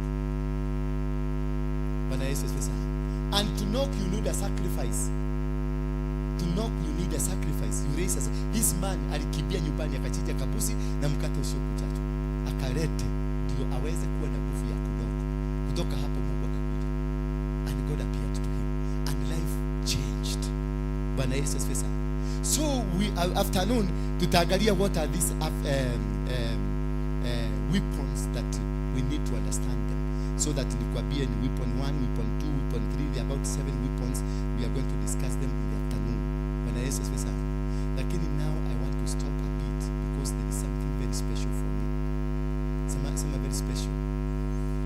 Very special to me. Some are very special to me. Because had it not for it, I wouldn't be here. Did you know that? Had it not for it, I wouldn't be. What is that? The mother. Bwana Yesu asifiwe. She took care of me. When my father was drinking changande mungare wherever she was, my mother was still nyonyanisha me. Alinichunga. The discipline I have is from not my father, my mother, not my father. Because alinilea. Na kanilea na kuto, akanilea na viboko, akanikasimama. Today I want to do something very special for you all. I want to be a blessing to you. Because to represent my mother, kama angekuwa ningemhagi. I want to hug you today. Na nikikuhagi, usiende sasa kupiga selfie ukisema, "Nono leo nihagire wewe." Onagaidaleti. Ndirarotete. Niliokuwa nimeota. Kioto moja. Na hiyo kioto ilinionyesha ni mimi. Hata hiyo siku ni tarehe ngapi tuangalie? Tarehe ngapi? Mungu niliona ni tarehe 10, ilikuwa tarehe 10. Niliangalia kwa kalenda nikaona ni tarehe 10. Kama huyu. Nani alikwambia mimi nitakuwa? Wewe. Huyu anaotaka na mimi sana. Ni rafiki yangu. Anataka nani? Na wado makamu ya kwenda kwa hiyo warungi akakuwa. Ni mrembo, si mnaona ni mrembo? But concentrate na kazi ya Mungu. Yesu. Simama pale. Leteni hiyo keki. Mama kanisa. Leteni keki. Hiyo sasa inaibia kwa ipo gani? Tena wale bado reko hiyo. Ya mama. Ipo ya mama ni gani?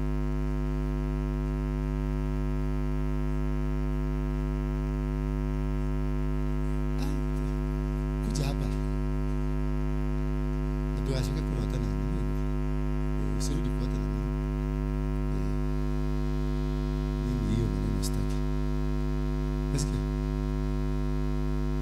Allah numero pesa watu na. Atake. Atadina ke. Wewe. Teo udokagiria leto. Ngorogo wako. Dagi. Yes. Itu akan ida. Asha. Ini muda kama mwana. Ngana mmoja wale mkumweka. Ko. Wako iko gate. Ndadi kile washi mani mada. Kumutikana kile. Kanisa nitone kanelia kanisa huko. Na iwa mimi. Tumalisiane hapa. Tadoka. Ngine na bisha hakutogole tozo moshie. Bwana Yesu asifiwe sana. Haleluya.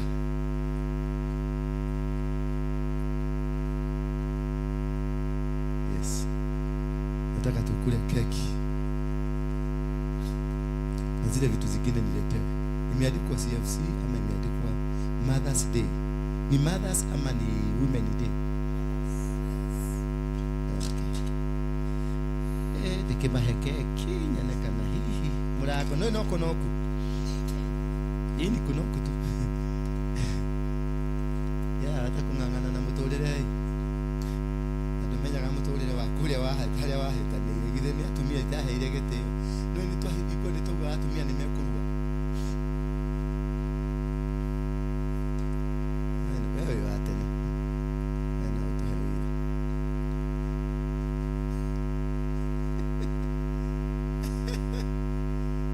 Wacha zingine ziletwe hapa. Kila kitu hapa. Yes. Modosi.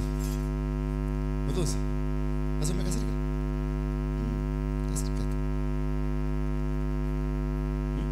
Nikunona meno. Nikunona. Sini kasirika.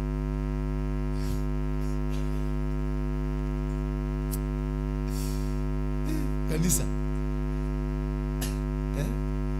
Kanisa, watu wa kanisa. Hai, watu wa kanisa. Oka. Sija kuona ule. Si wewe. Yes. Oka. Wewe ni mama mzuri sana, nampenda. Leta kwa. Oka.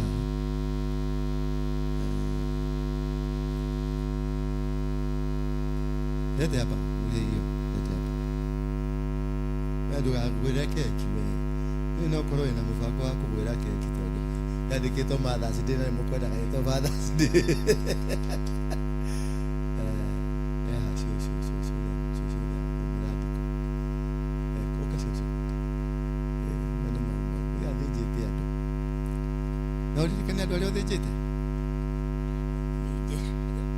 Ona wetaru ndukandakarie no nguthinje.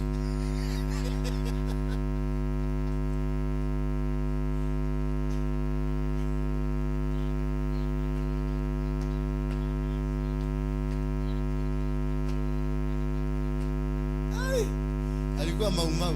Maumau ni maumau hata ukikaraga.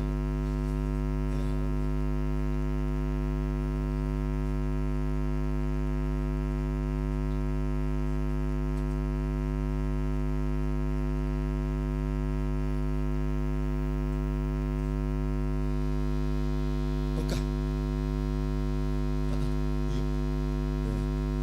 Nasi wewe. Siwe mami.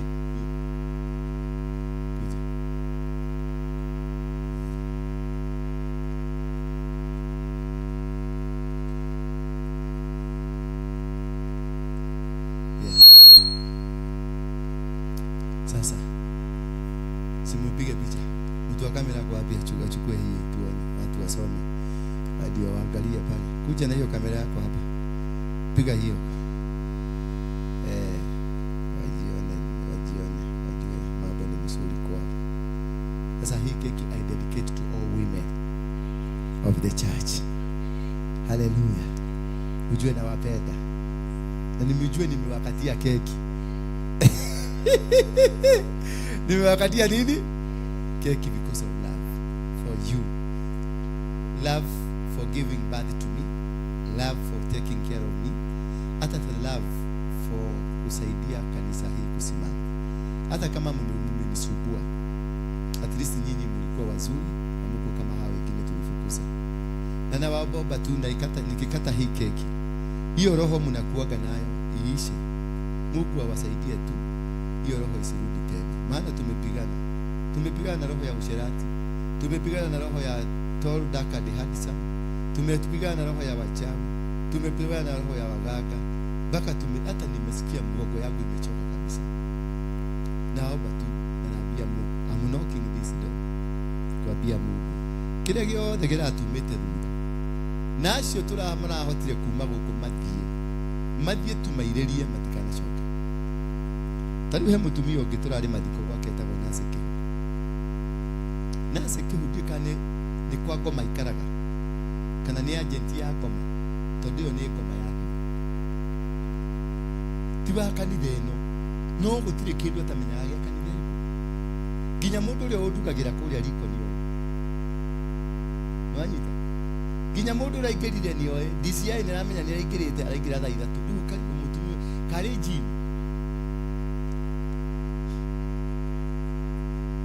Ndera Ngai ũmũthĩ rekei ndihoe Ngai itarĩ ndahoya gũkũ na itarĩ ndamwĩra ũrĩa rĩhoyagwo. Ũngĩkenda kũhota rogi ndũkae na confront mũrogi, aria na Ngai ũmũtũme kwĩ ngomi cia kwao cimũkane. Haleluya. Ndoya kahiũ gaka na igũrũ, njĩre Ngai akanie nyina wa Nyambura, athi kwĩ ngomi cia kwa nyina wa Nyambura acikanie guku takana one kuo takana igwe kuo ari na komisia ko simwalili kana simuwe magaikare na simutake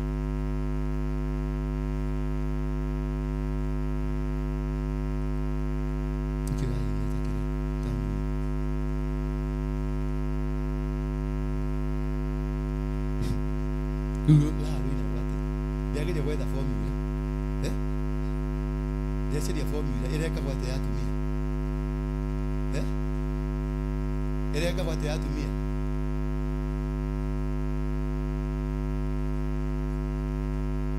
Lepas muka terlive dia tu kami, sabu dia kasih tanda ni.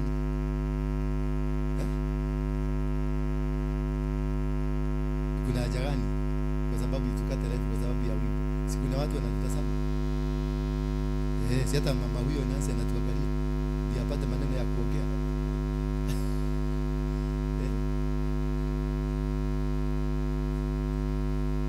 Sio lazima waibe. Unajua ni mate, matikio tamata kiho lile kanu. Oka precious, okai nywele.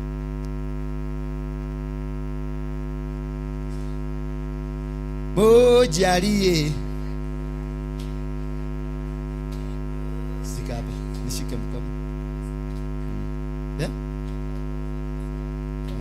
tume ukaha just side by side hapa side hapa simama hapa hata wewe simama hapa ndio tu balance kuja katoto sasa nishikeni hii watoto nishikeni mojali nigetha makiuge aria marerirwo matinie keki ni wacio happy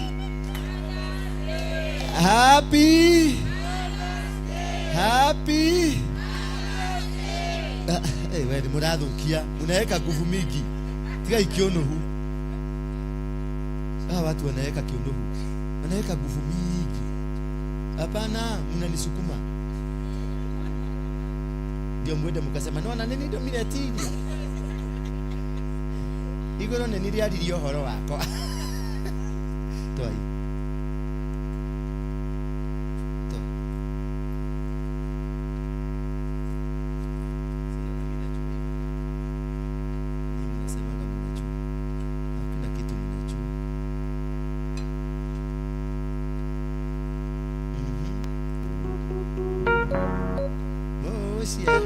Wele ni musiali kana no musiali ha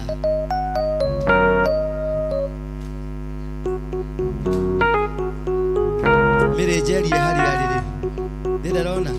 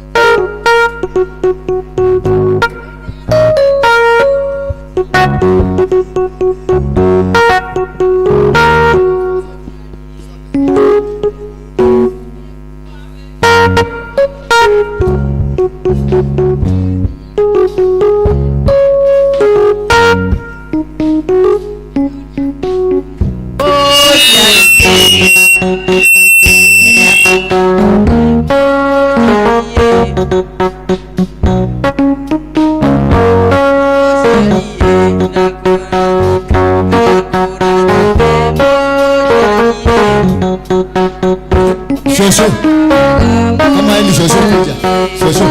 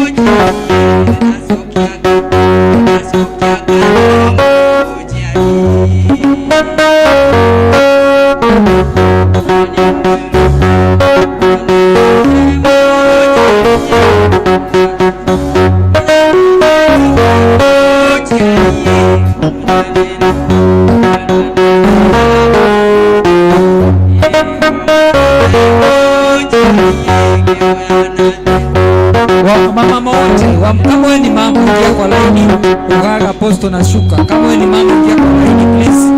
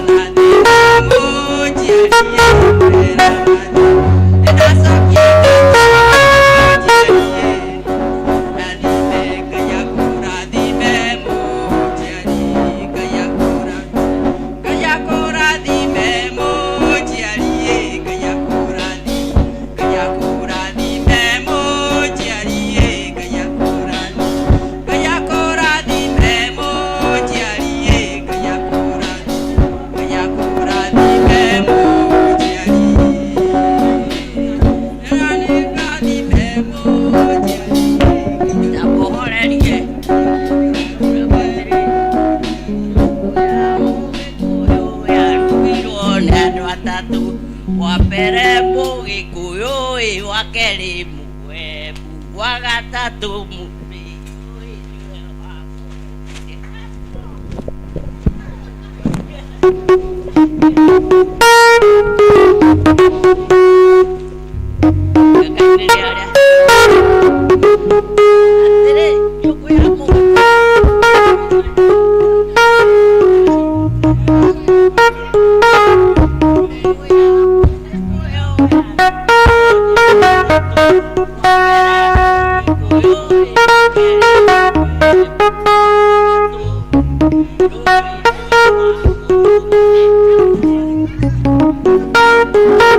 Thank you.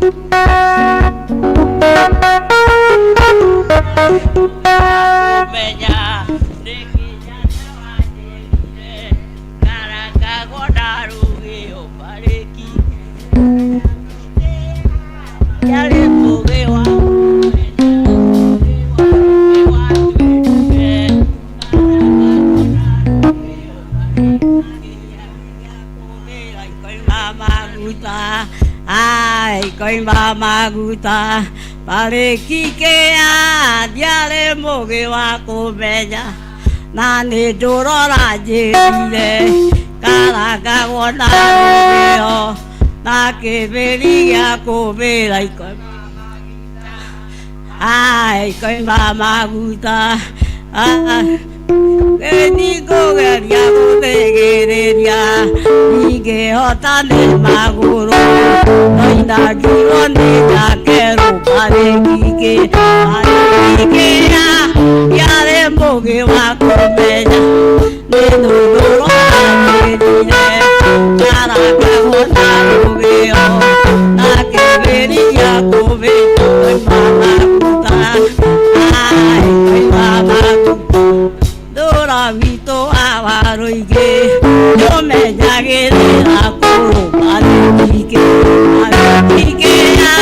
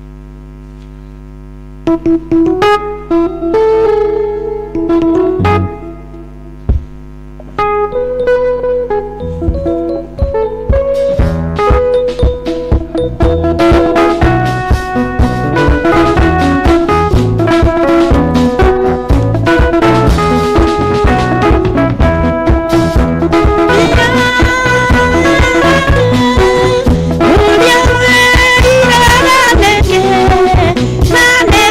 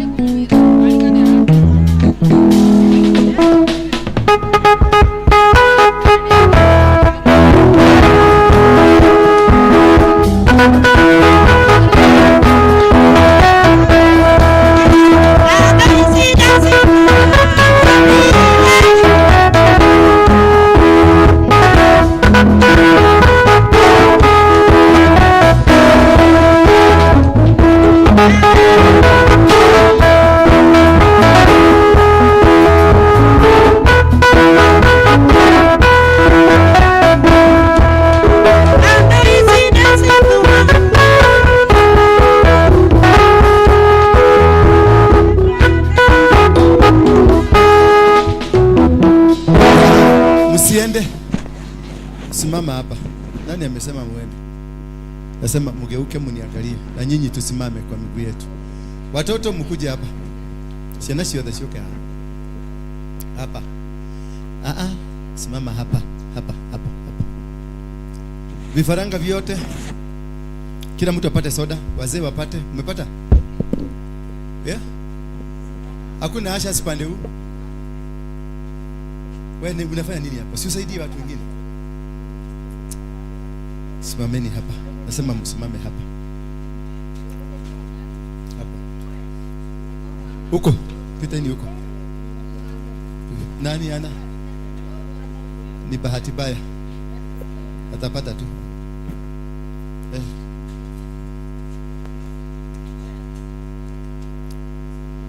Watoto simameni hapo kado. Hapo. Watugamishe maisha ya uraini huko.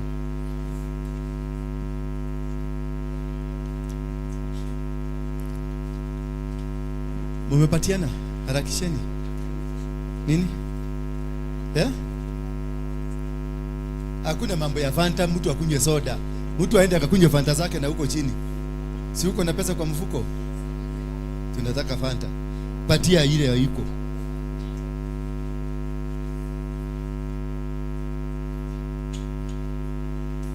Umekunywa soda? Wamewanyima? Vitoto ni vigapi hapa? Ni huyu ako nayo, si ndio? Patia huyu. Wewe uko nayo. Wapatie soda.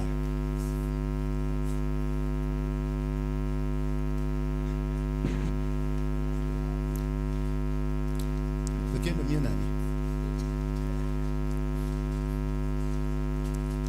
Kila mtu amepata? Kila mtu amepata? Ya? Haya, inua mikono yako juu. Nataka tushukuru Mungu.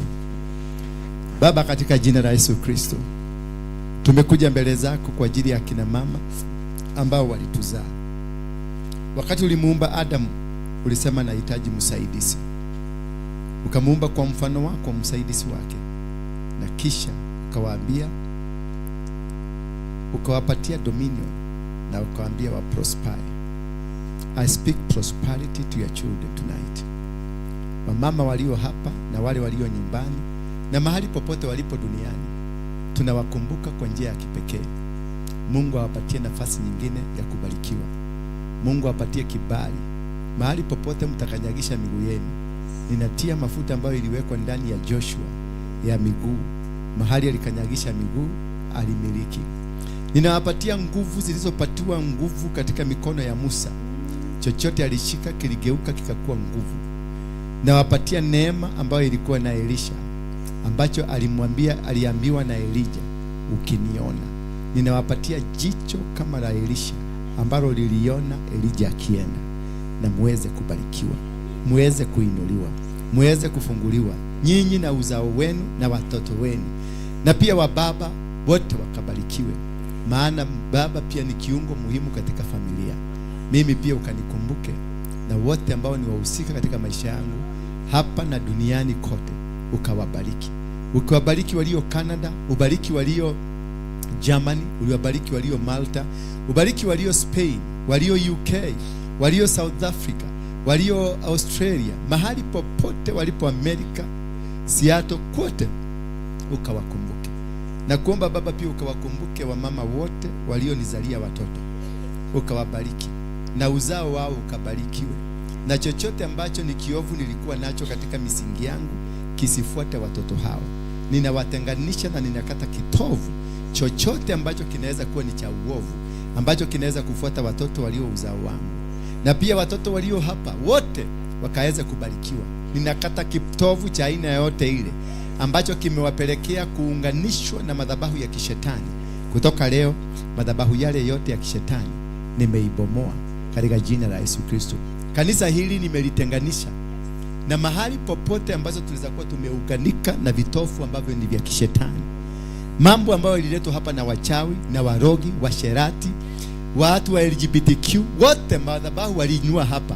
Ninakata kitovu hicho katika jina la Yesu Kristo. Nyumba hii ninaitakaza, ninaiachilia ufufuo mpya na iachilia kifuniko kipya, na iachilia baraka mpya. Misingi ambayo iliinuliwa ya kishetani katika nyumba hii, misingi iliyoinuliwa katika jina synagogue, ama misingi iliyoinuliwa katika jina Crusaders for Christ, chochote ambacho ni cha kishetani kimeambatanishwa na majina hayo, ninakikata katika jina la Yesu Kristo. Uongozi wote ambao ni viongozi katika nyumba hii, wote ambao wameunganishwa na mambo ambayo ni maroho ya kishetani, maroho hao nakata kitovu kile, ninawaachilia mikononi mwako. Wawe watu wa baraka, wafanyikazi wote wanaofanya kazi katika ministry hii, wote wakabarikiwe na milango yao ikafunguke na gate zao zote zikafunguke. Wale ambao wanatutazama kwenye runinga zao, wote wakabarikiwe na wakainuliwe. Wale waliorodwa na wale wote walio Eldoret na Mombasa na Thika, mahali popote huduma hii imesambaa, Baba ukawakumbuke kwa njia ya kipekee. Kuna watu wetu wa online ambao wamekuwa kitazama, kitovu ambacho kimewashikanisha na kimewaletea ghadhabu na shida na hukumu ambazo hawakuzielewa, zote ninazivunja, ninazikata katika jina la Yesu Kristo. Hivyo tumekata keki hii na tumeila. Hivyo ndivyo matambiko aina yoyote yale yaliyoinuliwa, nyoka zilizoinuliwa, uchawi ulioinuliwa, uganga ulioinuliwa, wote na ukaporomoke. Na chochote lugha yote iliyonenewa mchanga, yote nina cancel ya kwamba watu hawa watabarikiwa, watu hawa watafaulu, watu hawa watashinda, watu hawa watanawiri. Dunia itawakubali. Mahali popote pale wataenda, dunia itawakubali. Mapepo yaliyotumwa na yaliyojituma, yote ninaisambaratisha. Tuko na kampuni mbalimbali, tuko na Besma, tuko na Mfwafu, tuko na Mfalme wa Amani, tuko na African Capital, tuko na Kanisa Synagogue, tuko na Synagogue Club na partners wetu. Baba uwakumbuke kwa njia ya kipekee. Dream Textile uikumbuke kwa njia ya kipekee, maana sasa huu ni mwanzo mpya tumeanzana nao. Ulituambia utatuondolea wale ambao walikuwa kigugumisi na njia hii, alafu utuletee wale ambao watasimama na huduma hii. Baba ninakuitisha watu hao wakuje. Mtu ambaye ni wa huduma hii, ambaye umemtakaza kwa ajili ya hii huduma, na ukamulete. In Jesus mighty name. Amen. Mbarikiwe. Sasa edeni, watoto muende mukacheze, wamama muende mukakae chini na mubarikiwe. Milango yenu imefunguka, njia zenu zimefunguka, vibali vyote vya kidunia. Kwani mama wewe umepatiwa mingi kuliko yako? Ni ya nani hiyo? Ya? Si yako na yake? Lete. Ni ya nani? Uko na yako? Oh, na yule. Na shida unaona umebeba bili. Nikaona kama zinakuchokesha. Nyinyi mnataka?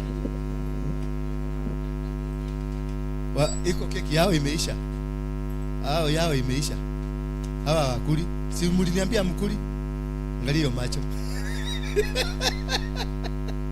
Wewe kwanza ukuli, uliniambia ukikula keki una tumbo inakuuma. Wewe nani? Nini?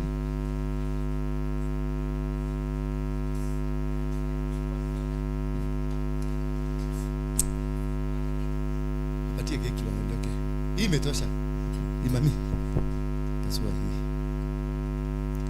Kasua hii. Hii ni mingi sana.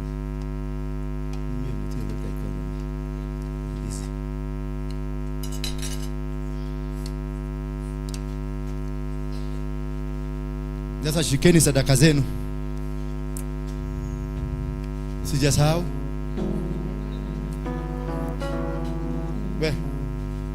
Harakisheni ama mtoke hapa.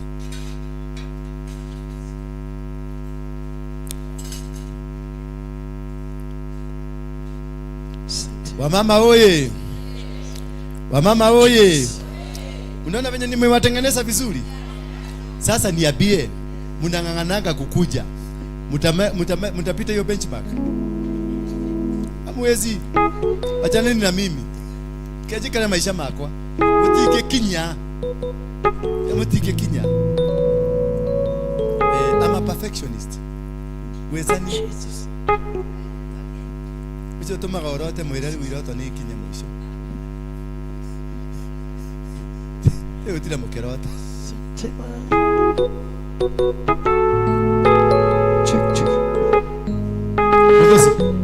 Wadosi. Ndio kae chini sasa. Kazi yako imeisha. Enda kwa kibeti, shika mpesa na mkono. Wewe, simuona venye nimefanya? Na nyinyi nataka sadaka. Msiweke 50, mimi sitaki 50 hapa. Na modi mwirese usiwaje kajuga huko direnda 50. Na igana. Direnda adu. Kila mtu amepata? Kila mtu amepata?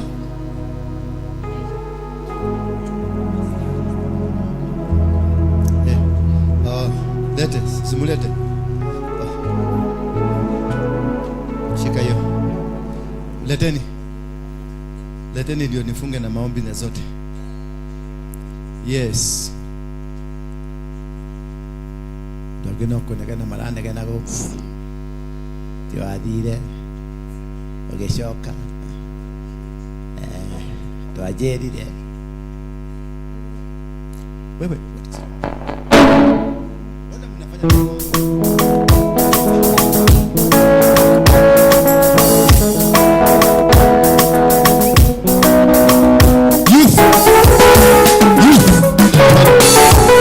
All young people, youth, anybody? Where is now? What's in the water?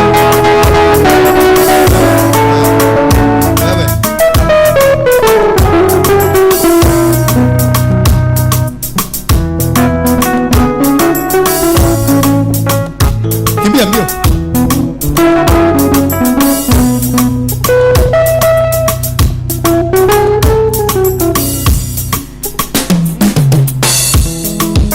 Dada Yesu tamoja. Sasa wapati.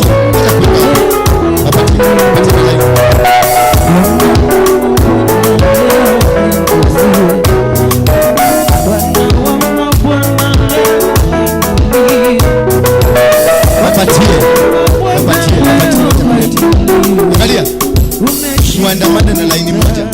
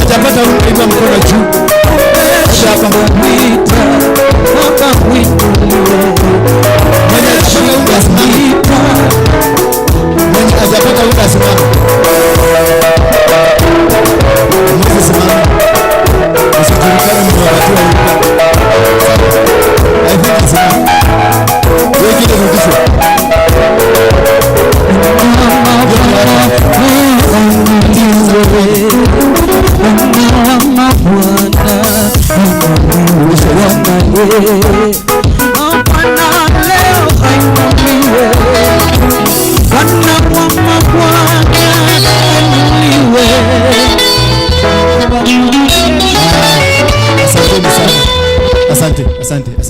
Sasa leteni sadaka zenu kwa mkono wangu. Ndio nigusa nisikie. Kwa mkono wangu. Hii ni dhabihu. Mpeleke sadaka zenu kwenye manabii na mitume.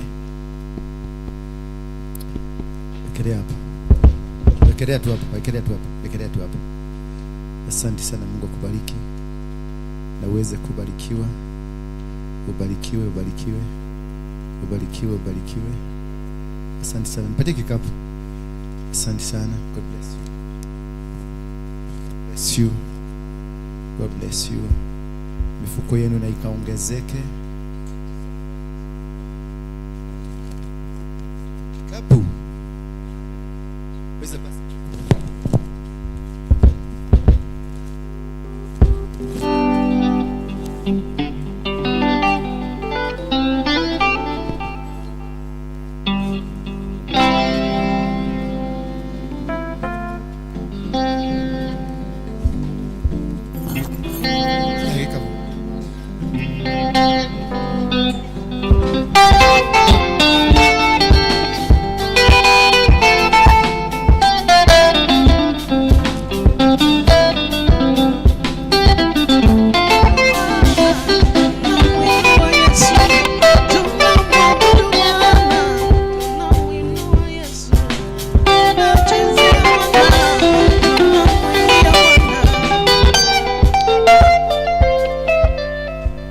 Asante. Kila mtu amepata kaunga? That one ni ile ningepelekea mama yangu. Na kwa sababu hayuko, ipokee tu. Hiyo lesson ni ile ningepatia mama yangu. Na kwa sababu hayuko, ipokee tu. Na mubarikiwe. Njia zenu zifunguke. Mkuwe washindi. Na mjifunge, kila mtu ajifunge leso. Kama nimepatiwa leso, ajifunge akiwa hapa. Siku kuambia uweke kwa bagi yako. Na nikikuta haujafuka leso nitakunyaganya. Korone mami niyo geoha. Ajugere gemidano mutinajugira na gemio nemo.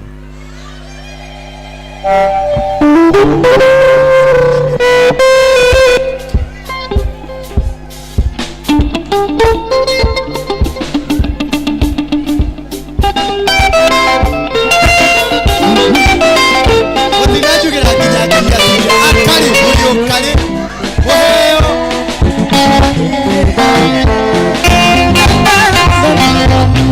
Twende kazi.